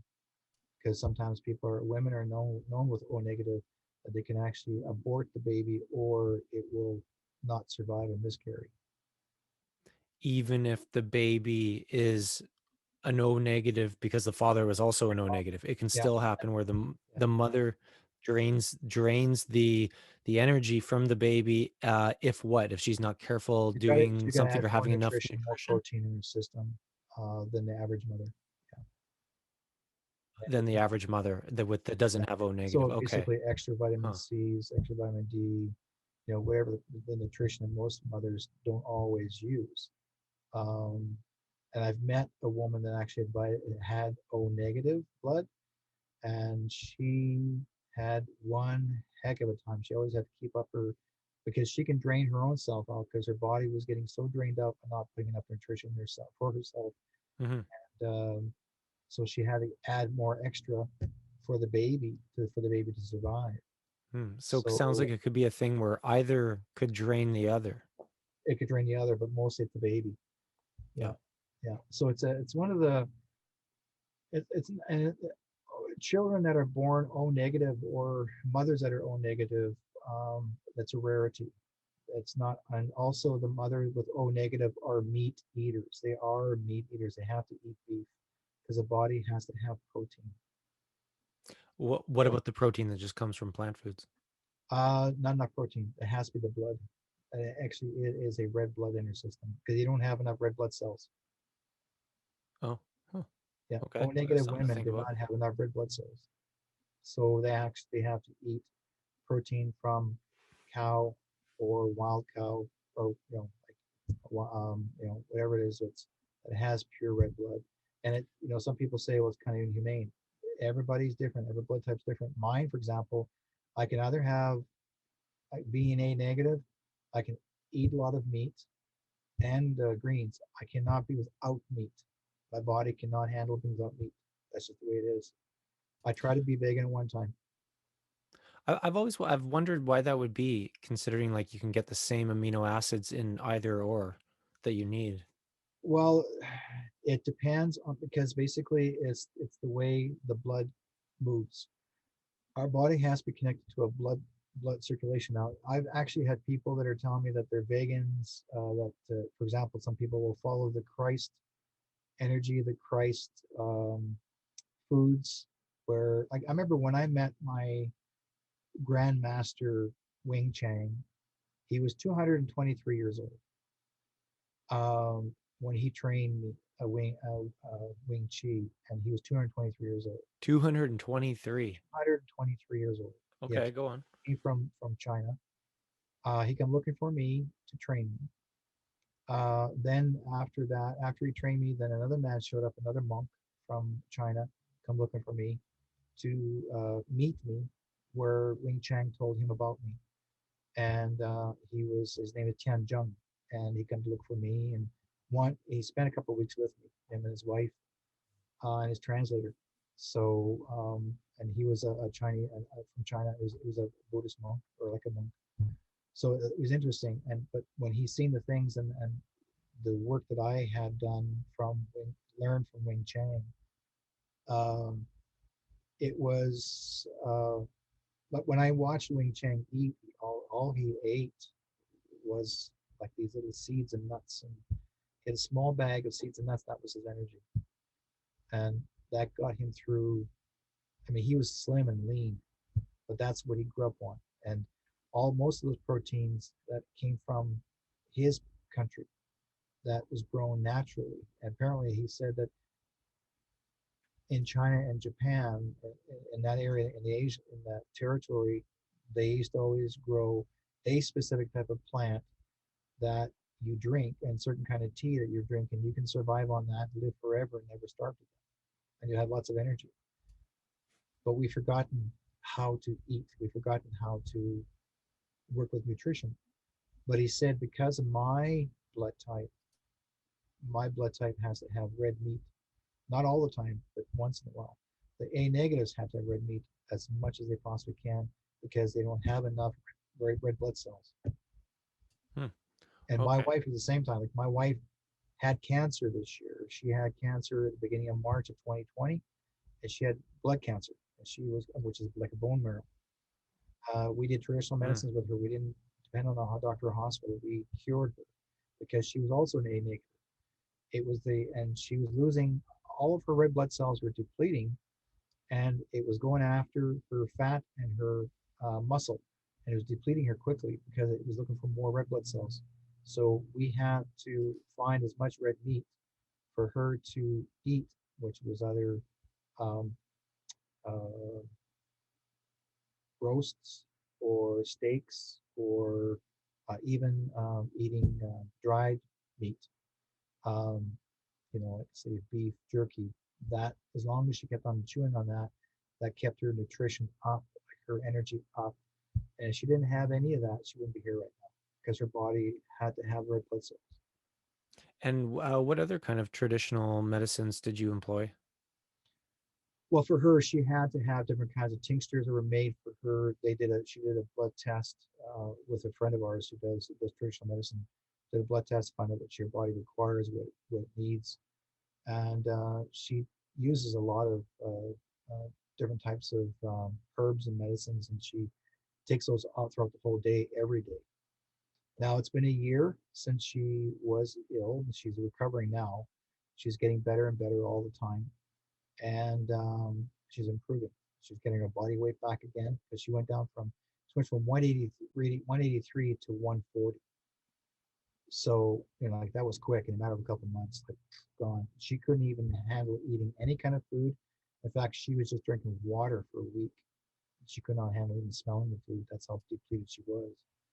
So, Water fast, inadvertent water fast, maybe not a yeah, bad thing. pretty well. And so I was giving her dried crackers, Ritz crackers, and no salt, just dried crackers, and that kept her going for a little bit. But she was so weak she could barely walk. In fact, her body mass, just depleted, like gone, shrink, arms, the whole 9 yards. Like she looked like a little old lady, not a woman who is 68. The way she looked 68, because of her indigenous background, she looked like a 50-year-old. But when she had that cancer, it knocked her down.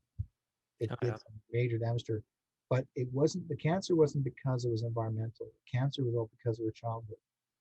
There was things that she did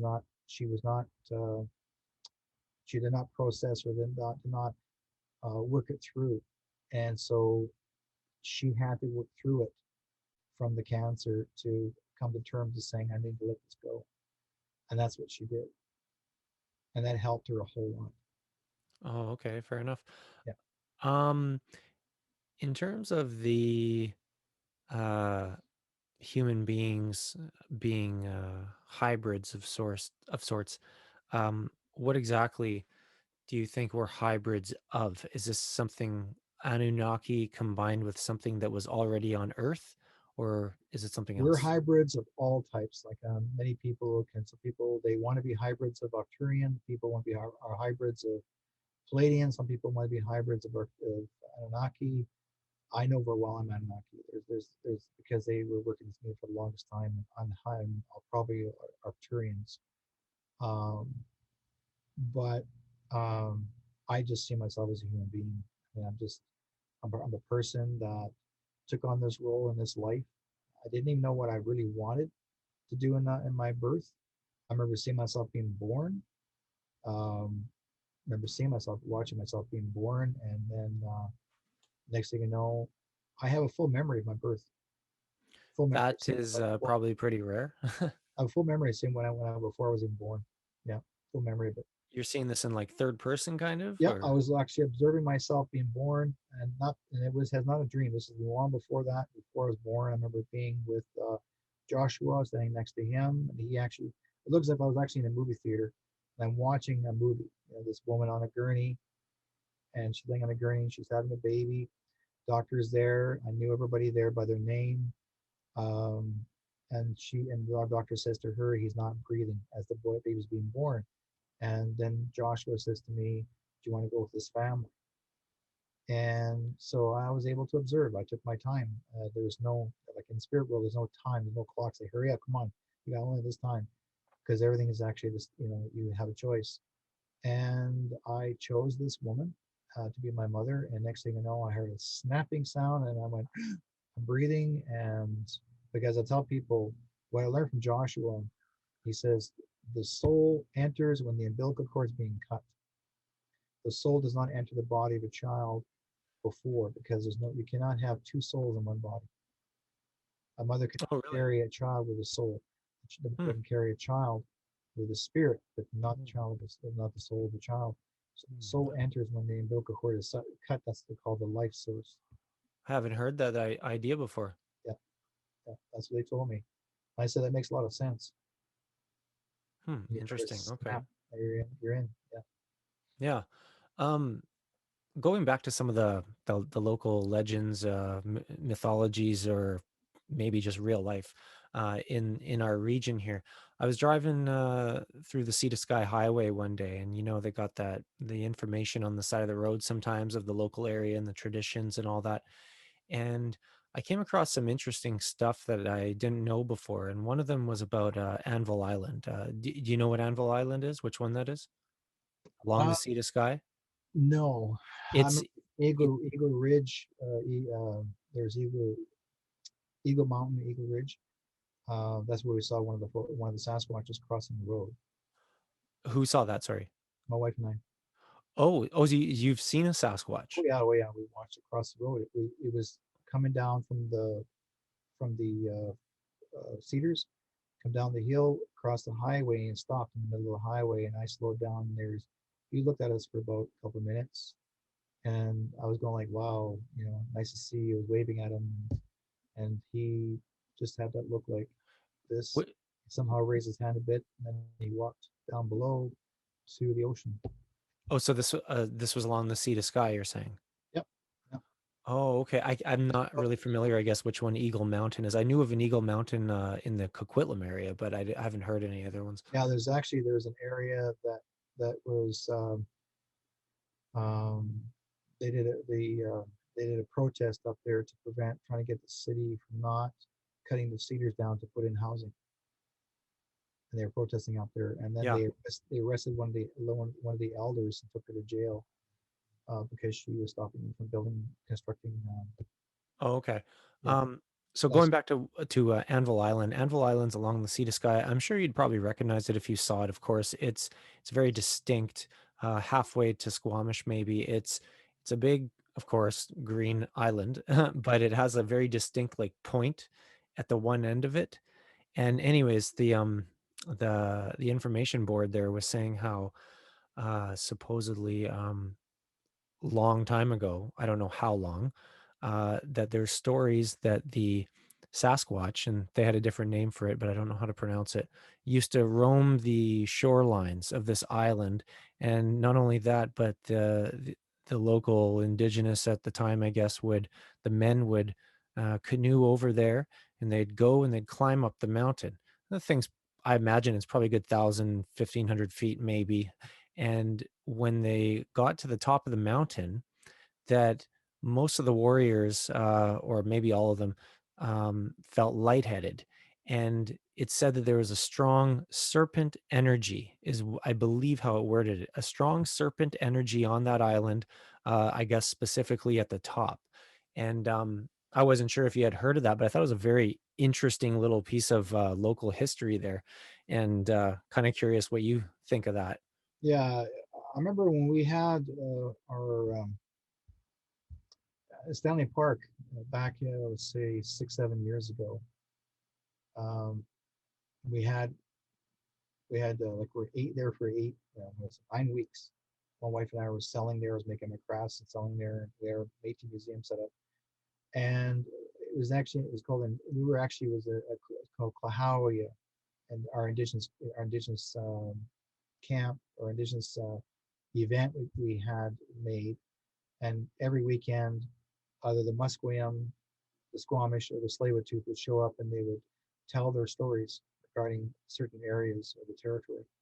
We had a lot of tourists come bring in tour buses, and they're coming in, dropping people off, and learning about our culture.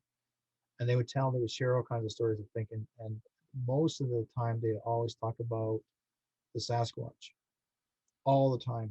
And there's a certain Sasquatch that would take the children if you didn't behave. The kids didn't behave, the Sasquatch come and get you. So, but they've always had a story, and I'm not sure which band had shared that one regarding. I think it's all to do. I think it was the Squamish people. The Squamish talked about that one in that territory, but I don't remember all of it because you know, it's more of a First Nations Squamish storytelling. But again, if it's all to do with the serpent, that would relate to Ogopogo at the same time, because you do have sightings of Ogopogo not just in the Okanagan but also here. Oh, really? Oh yes, there's underground caverns that come showing up in this area too. There's not just one area. Yeah, that's interesting you mentioned that because actually you mentioned something earlier that I was going to bring up when you're talking about Pitt Lake. You mentioned something about an underground cavern or cave or something. Yeah, And I underground was city, actually, what's that? underground city. City. Okay. Well, that one I'll have to get you to go into that as well. But I had been reading some stuff on the internet recently, researching some of the local legends and folklore and stuff. And I came across some things I never knew about before, and one of them was that I guess some of the native peoples of the region claim that there are underground tunnels that connect. For example, they'll go from Pitt Lake somewhere. I'm not sure where exactly it starts, but it would go from Pitt Lake to like the Ladner Tawasin area. And then there's some that go from like Pitt Lake up to, I believe it was either I always get both of them confused, Lytton or Lillooet or something like that, and maybe another town, which name I forget. But anyways, I thought, Well, man, Lytton actually is yeah, heading towards the ferry terminal, and Lillooet is the opposite way, heading towards the mountains. Like you're heading towards Lillooet's more to Pemberton, past Pemberton and stuff. past Pemberton Ski Hill. Yeah, Oh, well, Lytton though, isn't Lytton to like if you were to go to Lytton, you'd go past Hope up like I don't know, Boston Bar or something. yeah. So there's not a ferry terminal up there, right? Obviously for So No Lake.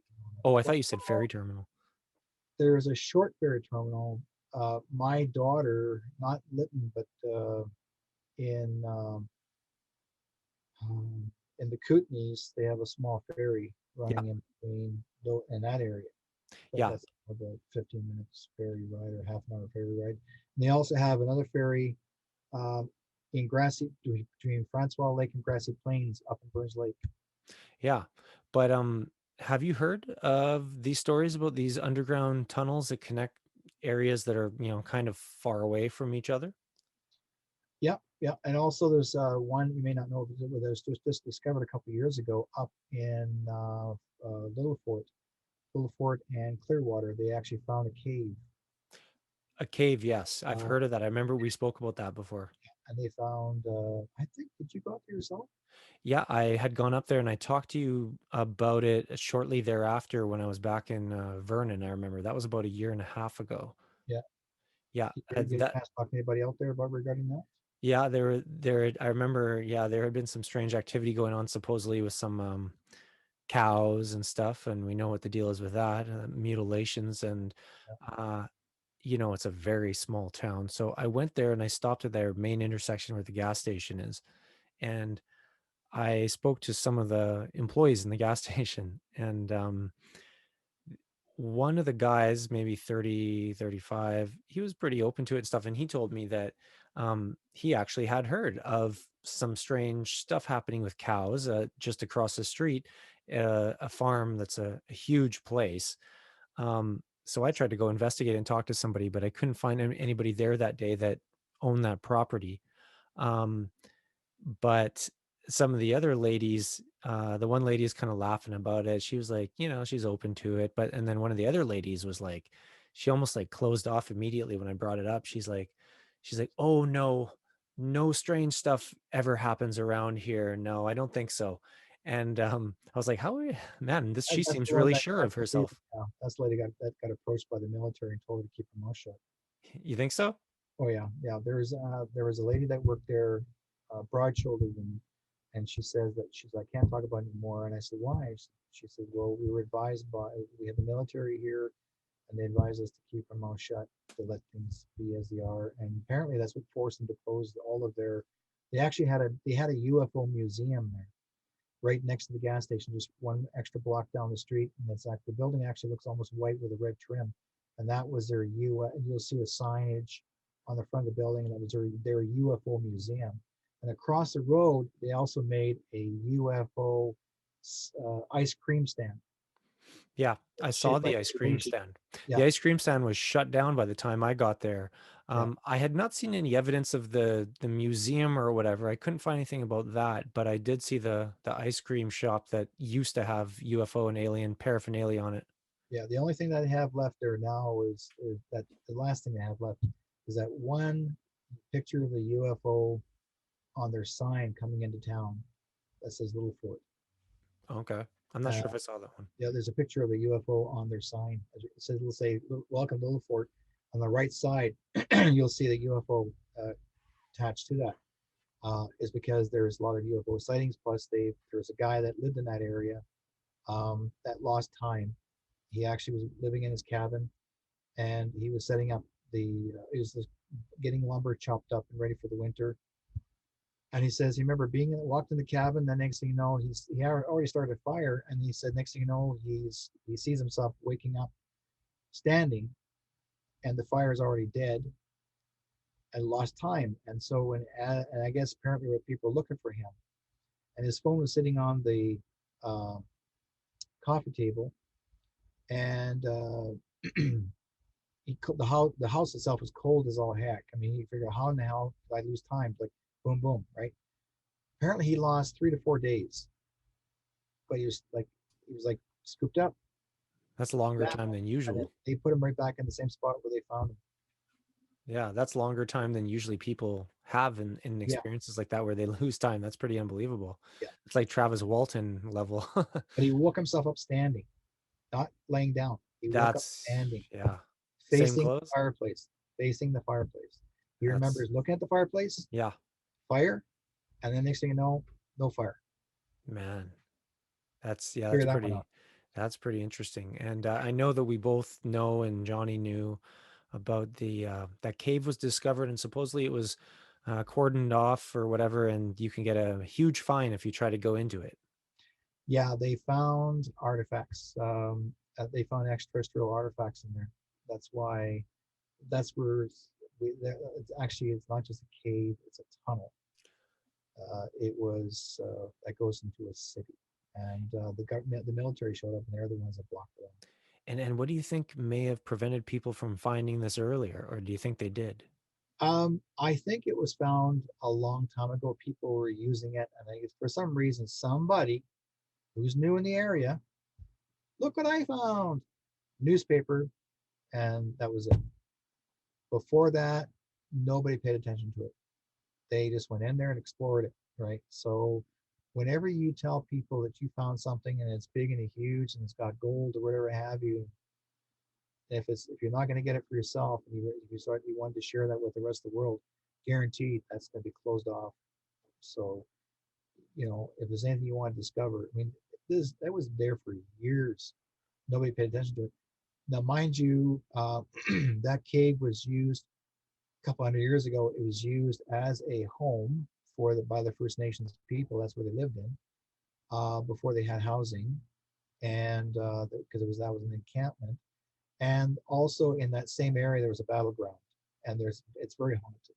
It's very haunted that area. Huh. So I wonder if any people I'd like to I wish I knew if any people in recent times and in the recent decades had gone in there and seen anything interesting. My friends that are paranormal investigators, I got them to go up to Clearwater to go to that location to examine it, like into the field, because there was an encampment there where the British soldiers came in there and attacked and killed a village of people. There was like hundreds of Indians. They wiped them out completely. And then people that have gone out there, they've had recordings and they've heard women screaming, children screaming. They hear gunshots going off. But yeah, there's nobody in the field. Wow. That's So yeah, pretty strange. they'll hear an echo of gunshots, but there's nobody shooting up there. There's no way, especially at nighttime. Hmm. So these are etheric. I tell people these are residual time frame energy that you pick it up on your recorder. Yeah, so not like these people or these spirits are actually still there, but it's almost like an energetic imprint or something. Yeah, yeah, Yeah. And I feel like there's like when it comes to ghosts, there's probably different types, and that's one of them. very much so. And in fact, there's even word about again Sasquatch out there too. So there's so many, you know, investigative things that you can look for out there. It's And amazing. and it's such a huge province. It's bigger than a lot of countries on this planet. Well, I tell people like British Columbia is actually one of the largest provinces in Canada, but also too it doesn't have the longest history because Ontario and the East Coast has the longest Yeah. history, or even Manitoba, because those are the settlements from the 1600s. But as far as BC is concerned, from the mid 1800s is when they start creating settlements Right. for colonization settlements. But before that, that's where the First Nations people were. So you think about the things that are done there and their ritualistic skills and what they've done in there. I mean, they had longhouses, you name it. But a lot of the earlier years of colonization was with the Vikings or the Captain Cook and them all showing up at the shores, and that's where you'll see a lot of young children that are First Nations and have blonde hair, blue eyes because of the because of the mixes of First Nations people, especially the Tsleil-Waututh, as well as there's quite a few in the territories, and especially in northern BC. And then also the uh, in the eastern coast, there's even the Japanese colonized the eastern coast up near Newfoundland and Nova Scotia. They actually built a temple there for 10,000 years. Not temple, but it was a big, huge building. Japanese. Japanese, they settled there for about 10,000 years, and they actually mingled with the First Nation people. And then they decided to go back to Japan, so they left the building, and it basically debilitated. That would be the opposite side of Canada that most would expect the Japanese to Yeah, wind up in. that's where they landed, and then the Vikings came in right after. And now, of course, like some people listening to this, and it's always good to have a critical mind, might say or think to themselves, Derek, where the hell did you get that information? The Japanese of all people were on the Because a East lot of the Coast. First Nations in that area look Japanese. Oh yeah, certainly a lot of First Nations do have They've resemblance actually too. they found Artifacts, Japanese artifacts, and building, like the building itself, and they brought in sandstone and certain kind of materials, stone materials that you can only find in Japan, you can't find in Canada. They would have brought some with them on a They boat. brought it across the water on their ships to our That country. that seemed like it'd be such a long way to bring some stuff that So they would figure maybe they could just find in Canada. you'll find an outline on the ground. You'll find an outline of how big the city was. Of that has stone walls. Yeah. Yeah, but Huh. that was no one ever talked about because the thing is, our Canadian government did not want to acknowledge earlier history of Japanese. They only want to acknowledge that the Vikings. Right. Yeah. So this discovery is a couple years ago. When it comes to this world and this planet, honestly, who knows which people could have been where, 10,000, 50,000, 100,000 years ago? How do we really know? Jesus was here. Uh, Jesus actually was on a ship and actually was here in Canada before established as Canada. He was here a long, long time ago because they found traces um, of items and artifacts from Jerusalem in Nova Scotia. And what's the connection to Jesus you see there, like with the artifacts and stuff? Well, basically, a lot of the people travel across the world and they were bringing their gold and they were trying to find new lands, and they've always landed in Nova Scotia. So you'll see there's a discovery of Oak Island, and Oak Island became very, very famous because everybody, through every generation, there's so many settlement, and to the point, they also hidden away um, gold. There's actually gold underground in Oak Island, and everybody's still trying to find that gold. It's still there, but special certain kind of people knew how to create this protection of the gold. I don't know what was so special about this gold, and it's either something that's more sacred than most people think, because they built these traps in there, make sure that you cannot reach it. And what do you think like the connection with Jesus would be necessarily? Oh, Jesus traveled lands all across the world. He met up with a lot of First Nations. For almost every tribe that people I've spoken to, in their storytelling, they've always talked about the long-haired blonde man that showed up and was a storyteller. And somehow, Blonde man, eh? blonde man, long, Okay. dirty blonde hair, Dirty. and he actually had a beard, and he would show up, and they said he looked like he was so bright that he haloed. Um, and which I met him twice myself as a kid. I met him when I was 8 years old. I met him when I was 16.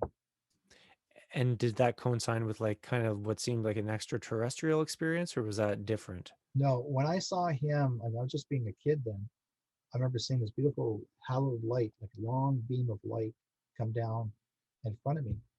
And I looked, and there he was, right there. He just appeared right in front of me. I was actually hoeing potatoes in my mom and dad's garden, and Oh, that's how I met him. Yeah, oh, okay. on the farm, not in the city, on the farm. Yeah. I'm out of reach. There's no way anybody can find me. I mean, like, this is not just your typical. And some people say, well, maybe he was a hippie. No, not this guy. No, when he touched me, when not touched me the wrong way.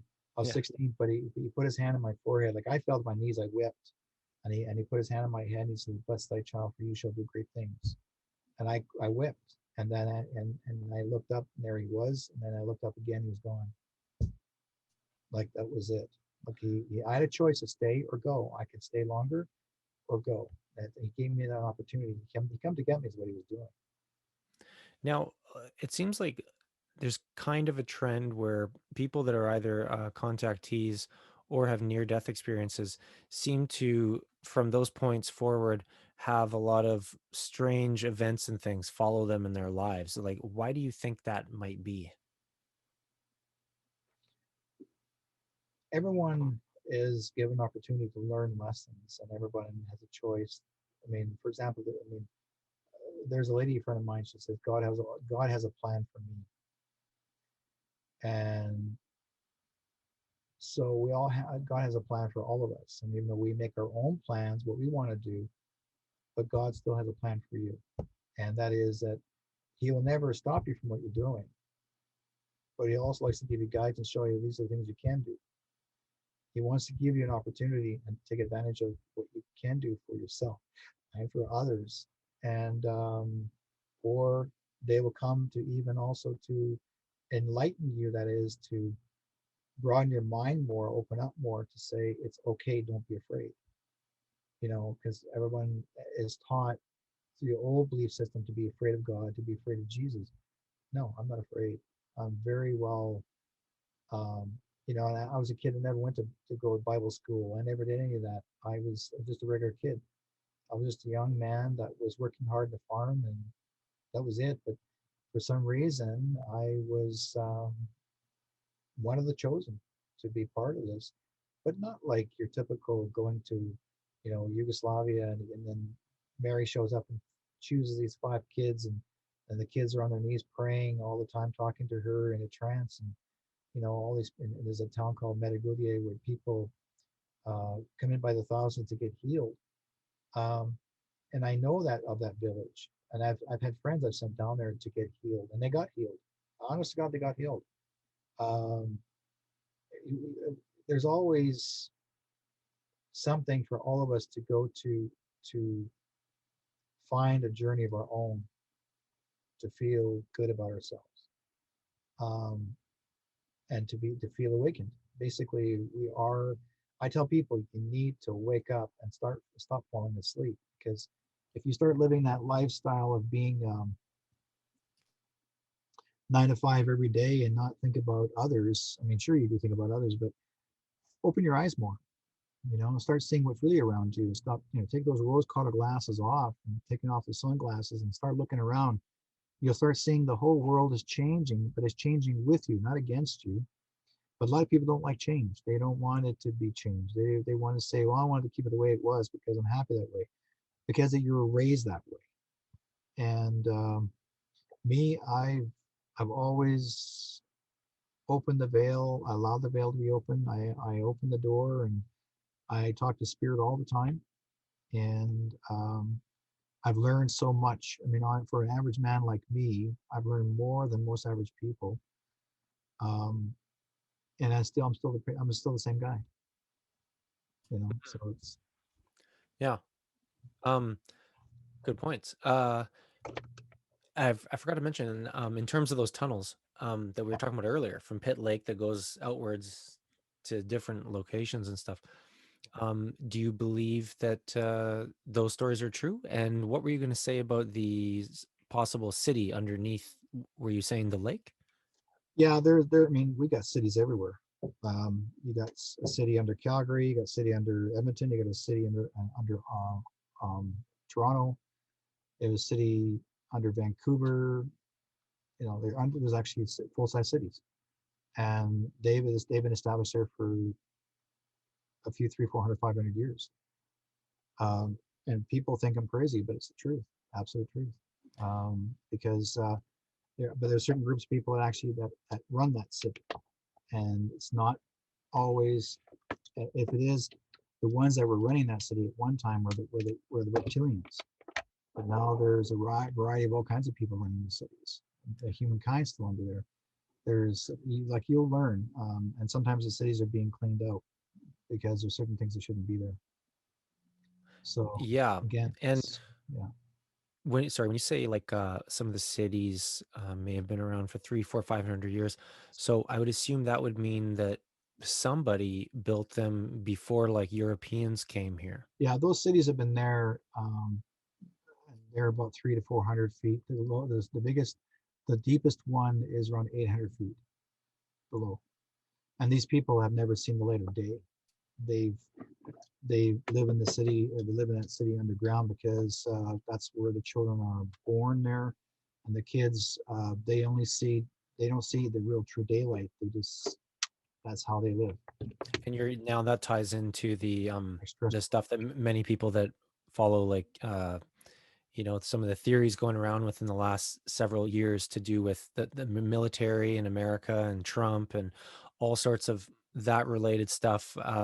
Militaries joining forces, training, learning how to fight in tunnels and stuff, which is kind of odd, and dealing with deep underground bunkers and whatnot. So, are you saying that you believe maybe there's some sort of connection between all of that and maybe certain quote unquote elites or whatever partaking in satanic activity and these even older Well, there's underground older ones cities? that are not satanic. The ones that are in there that are just beings that just want to live their life, and they live underground, right? And because humankind would never want to accept them, or they think they don't. So they live underground. That's the way they are. Then the reptilians live underground. They have their own city.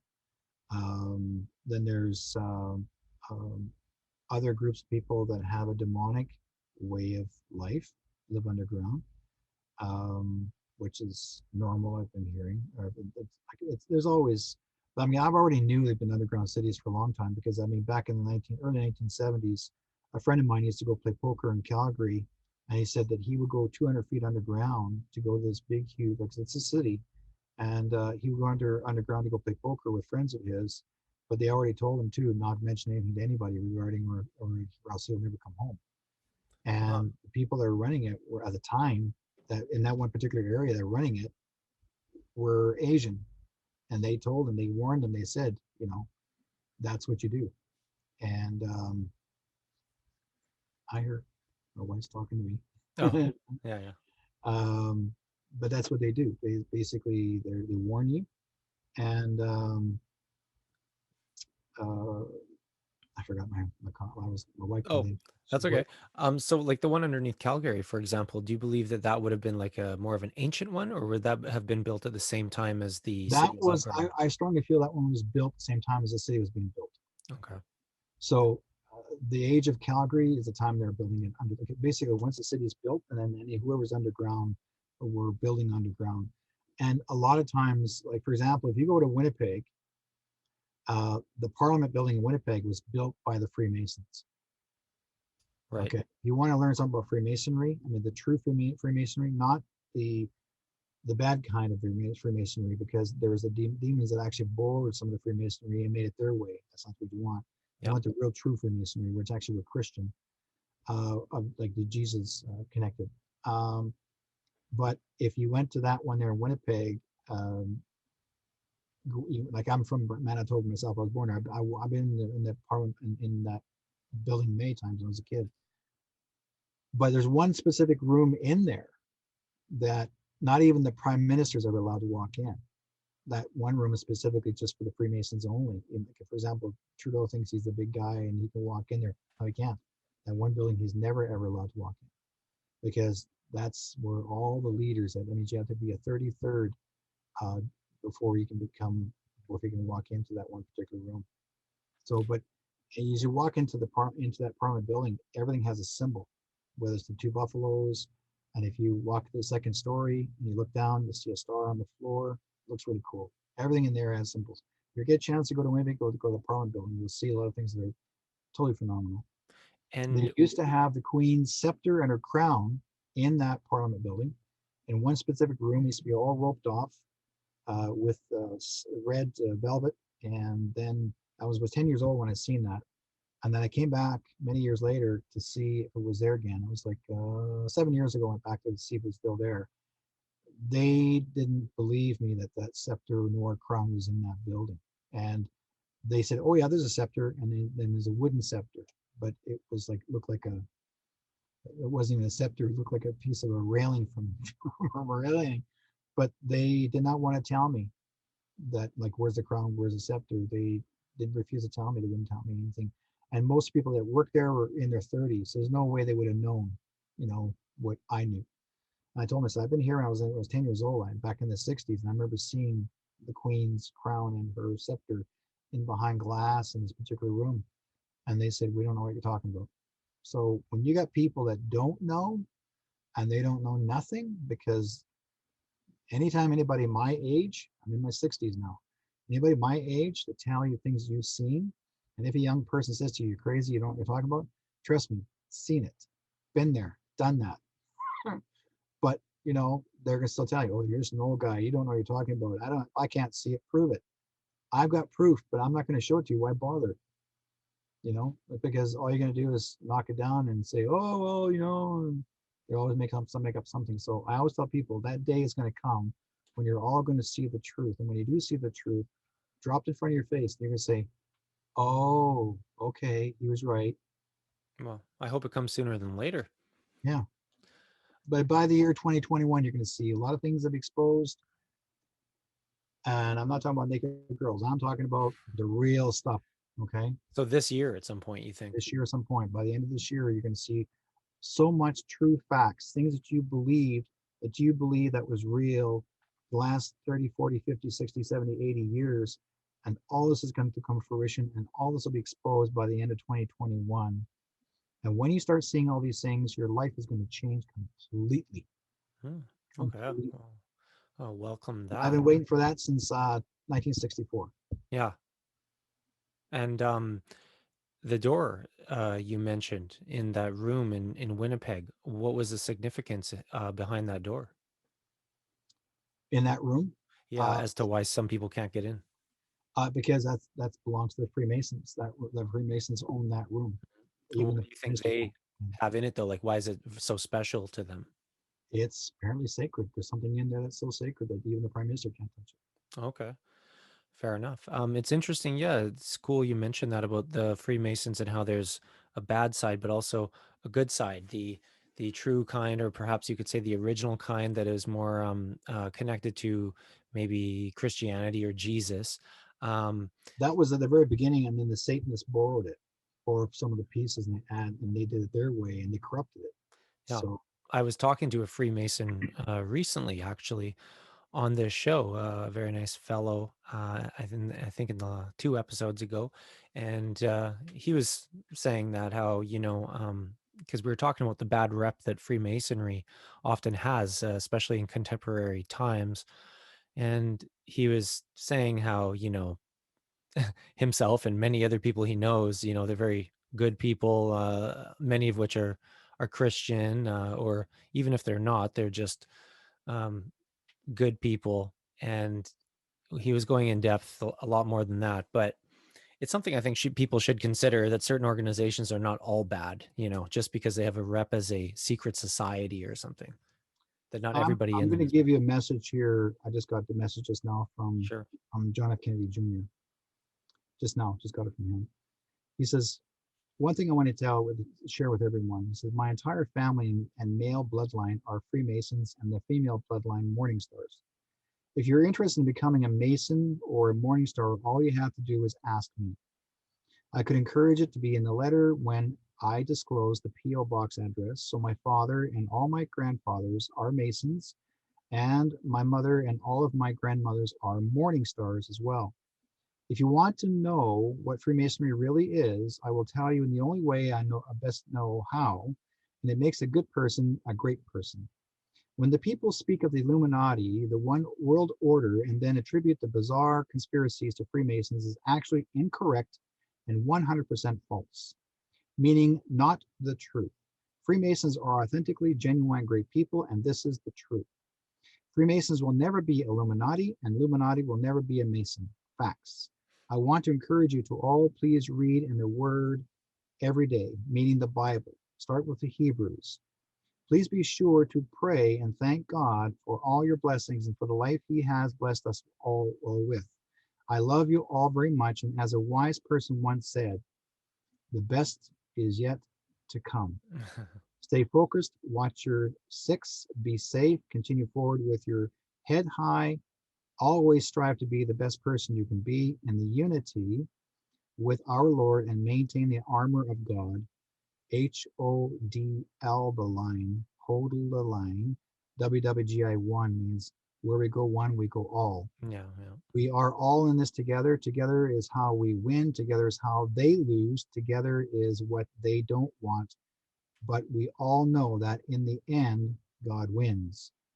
Enjoy your day. Yeah, that's a good message. Um, and Like when for John F. Kennedy Jr. I was gonna say, when you say John F. Kennedy Jr., now, for some people don't know that there are He's many still people alive, by the way. sorry, go ahead. He's still alive. I Yeah, did. a lot of people believe he's still alive, Oh yeah, and always. obviously Derek included. Um, I'm and alive. when you say JFK Jr., now you mentioned earlier to me when we spoke, you mentioned something about Wano Savin, who a lot of people know on the internet as somebody that's been relaying some information. Do you believe they're one and the same? Actually, that's another Maybe you can't say, but well, that's supposed to be. I believe it's another Kennedy in the family. One 107. Juan oh 07 means 17. Actually, that's the number of the Christ number. One yeah, seven 17th letter of the alphabet. Yeah, Yeah, which the 17th letter of the alphabet is Q. right, right. Yeah, and the word Q. If you look at John F. Kennedy Sr.'s gravesite, if you have a drone or if you have an airplane, you look down on the gravesite, you'll see a letter Q all around the gravesite Mhm. since 1965. There's never been a letter before in the alphabet that could get so many people banned off of the internet, certain social media platforms. Oh, they just hate they hate Q. But see, the thing is, we'll let you know this before we call it a night. The person that calls themselves Q, okay, was not created by John F. Kennedy Jr. nor created by anyone else. Originally, the Q was created by the military, special forces. Special Forces hired or asked John F. Kennedy Jr. to work with them, as well as others. They approached, the Special Forces approached. It was a general who was actually a Q member, and they also approached Donald Trump to be the president of the United States back in 2016. If it wasn't for Donald Trump to be the president, you guys would not be in this predicament right now.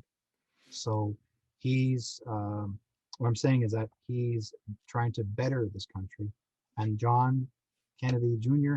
as well as Donald Trump are going to make a comeback. They're coming back this year. You just have to be patient. Patience is a virtue. It's tough to be patient when, a lot of people have been expecting a lot of good things to happen last year and into this year, but so far hasn't happened yet, but we'll see, I guess. Yeah, yeah, Hmm. And I was going to say, time flies when you're having fun. By all means, let me know if you have to go. I appreciate all the time that you've yeah. generously I got donated. to fly, but I'll let everybody know if anybody wants to know anything about what I do. If you want to find me on Facebook, Yeah. I'm on Facebook. Just type in my name, make me a friend on Facebook, or anything. And then also, if you want to know anything I'm doing, there's actually another page called True North Strong and Free. You'll see a picture of a bunch of white little guys with red numbers and that sort of thing. That's mine. And also, or go to my website to talk about anything that's extraterrestrial. I have a website, Whiteskycloud at yahoo.com. Yeah, check it out. And your radio show, what was it called again? Sorry. Yeah, on Thursday nights at 7 o'clock, 7 to 9 o'clock, I do in Facebook Live on 7 o'clock to 9 o'clock. It's called Between Two Worlds Radio. Between Yeah. Other Two Worlds Radio. I've And had that name for years, years and years and years. yeah, and I got to tune in more to that. And you're also the host on a different show, are you not still sometimes? Another radio station, yeah. I work at also. I'm actually the director, but also from the radio station. But I'm also a radio broadcaster. A show called Métis Matters Radio, in CFRO 100.5 FM Okay. on Wednesday nights at 5 to 6. Yeah. Excellent. All right. Well, I mean, I appreciate all the time and all the knowledge and the information that you were willing to give tonight. And hopefully you come back on again soon because there's so many questions I got about everything, and I'm sure you're the guy to talk to sometimes. Yeah, So let's talk to you again. yeah, and anybody else watching, click like, subscribe, and share it. Share the video, and you can find the Mystical Mountain podcast here, also in a lot of the Keep links. an eye on for this guy. He's coming out soon. Oh, I hope there's many that are. Yeah. What's his name? Alen. Oh, okay. Len. I'm actually calling him Lal Yeah, as in dot En. Len, which means alien. makes sense. All right. I'm being a Thank you. puppeteer, so I like doing that. Thank Yeah. you very much, Derrick. Please come on again. Okay, take care.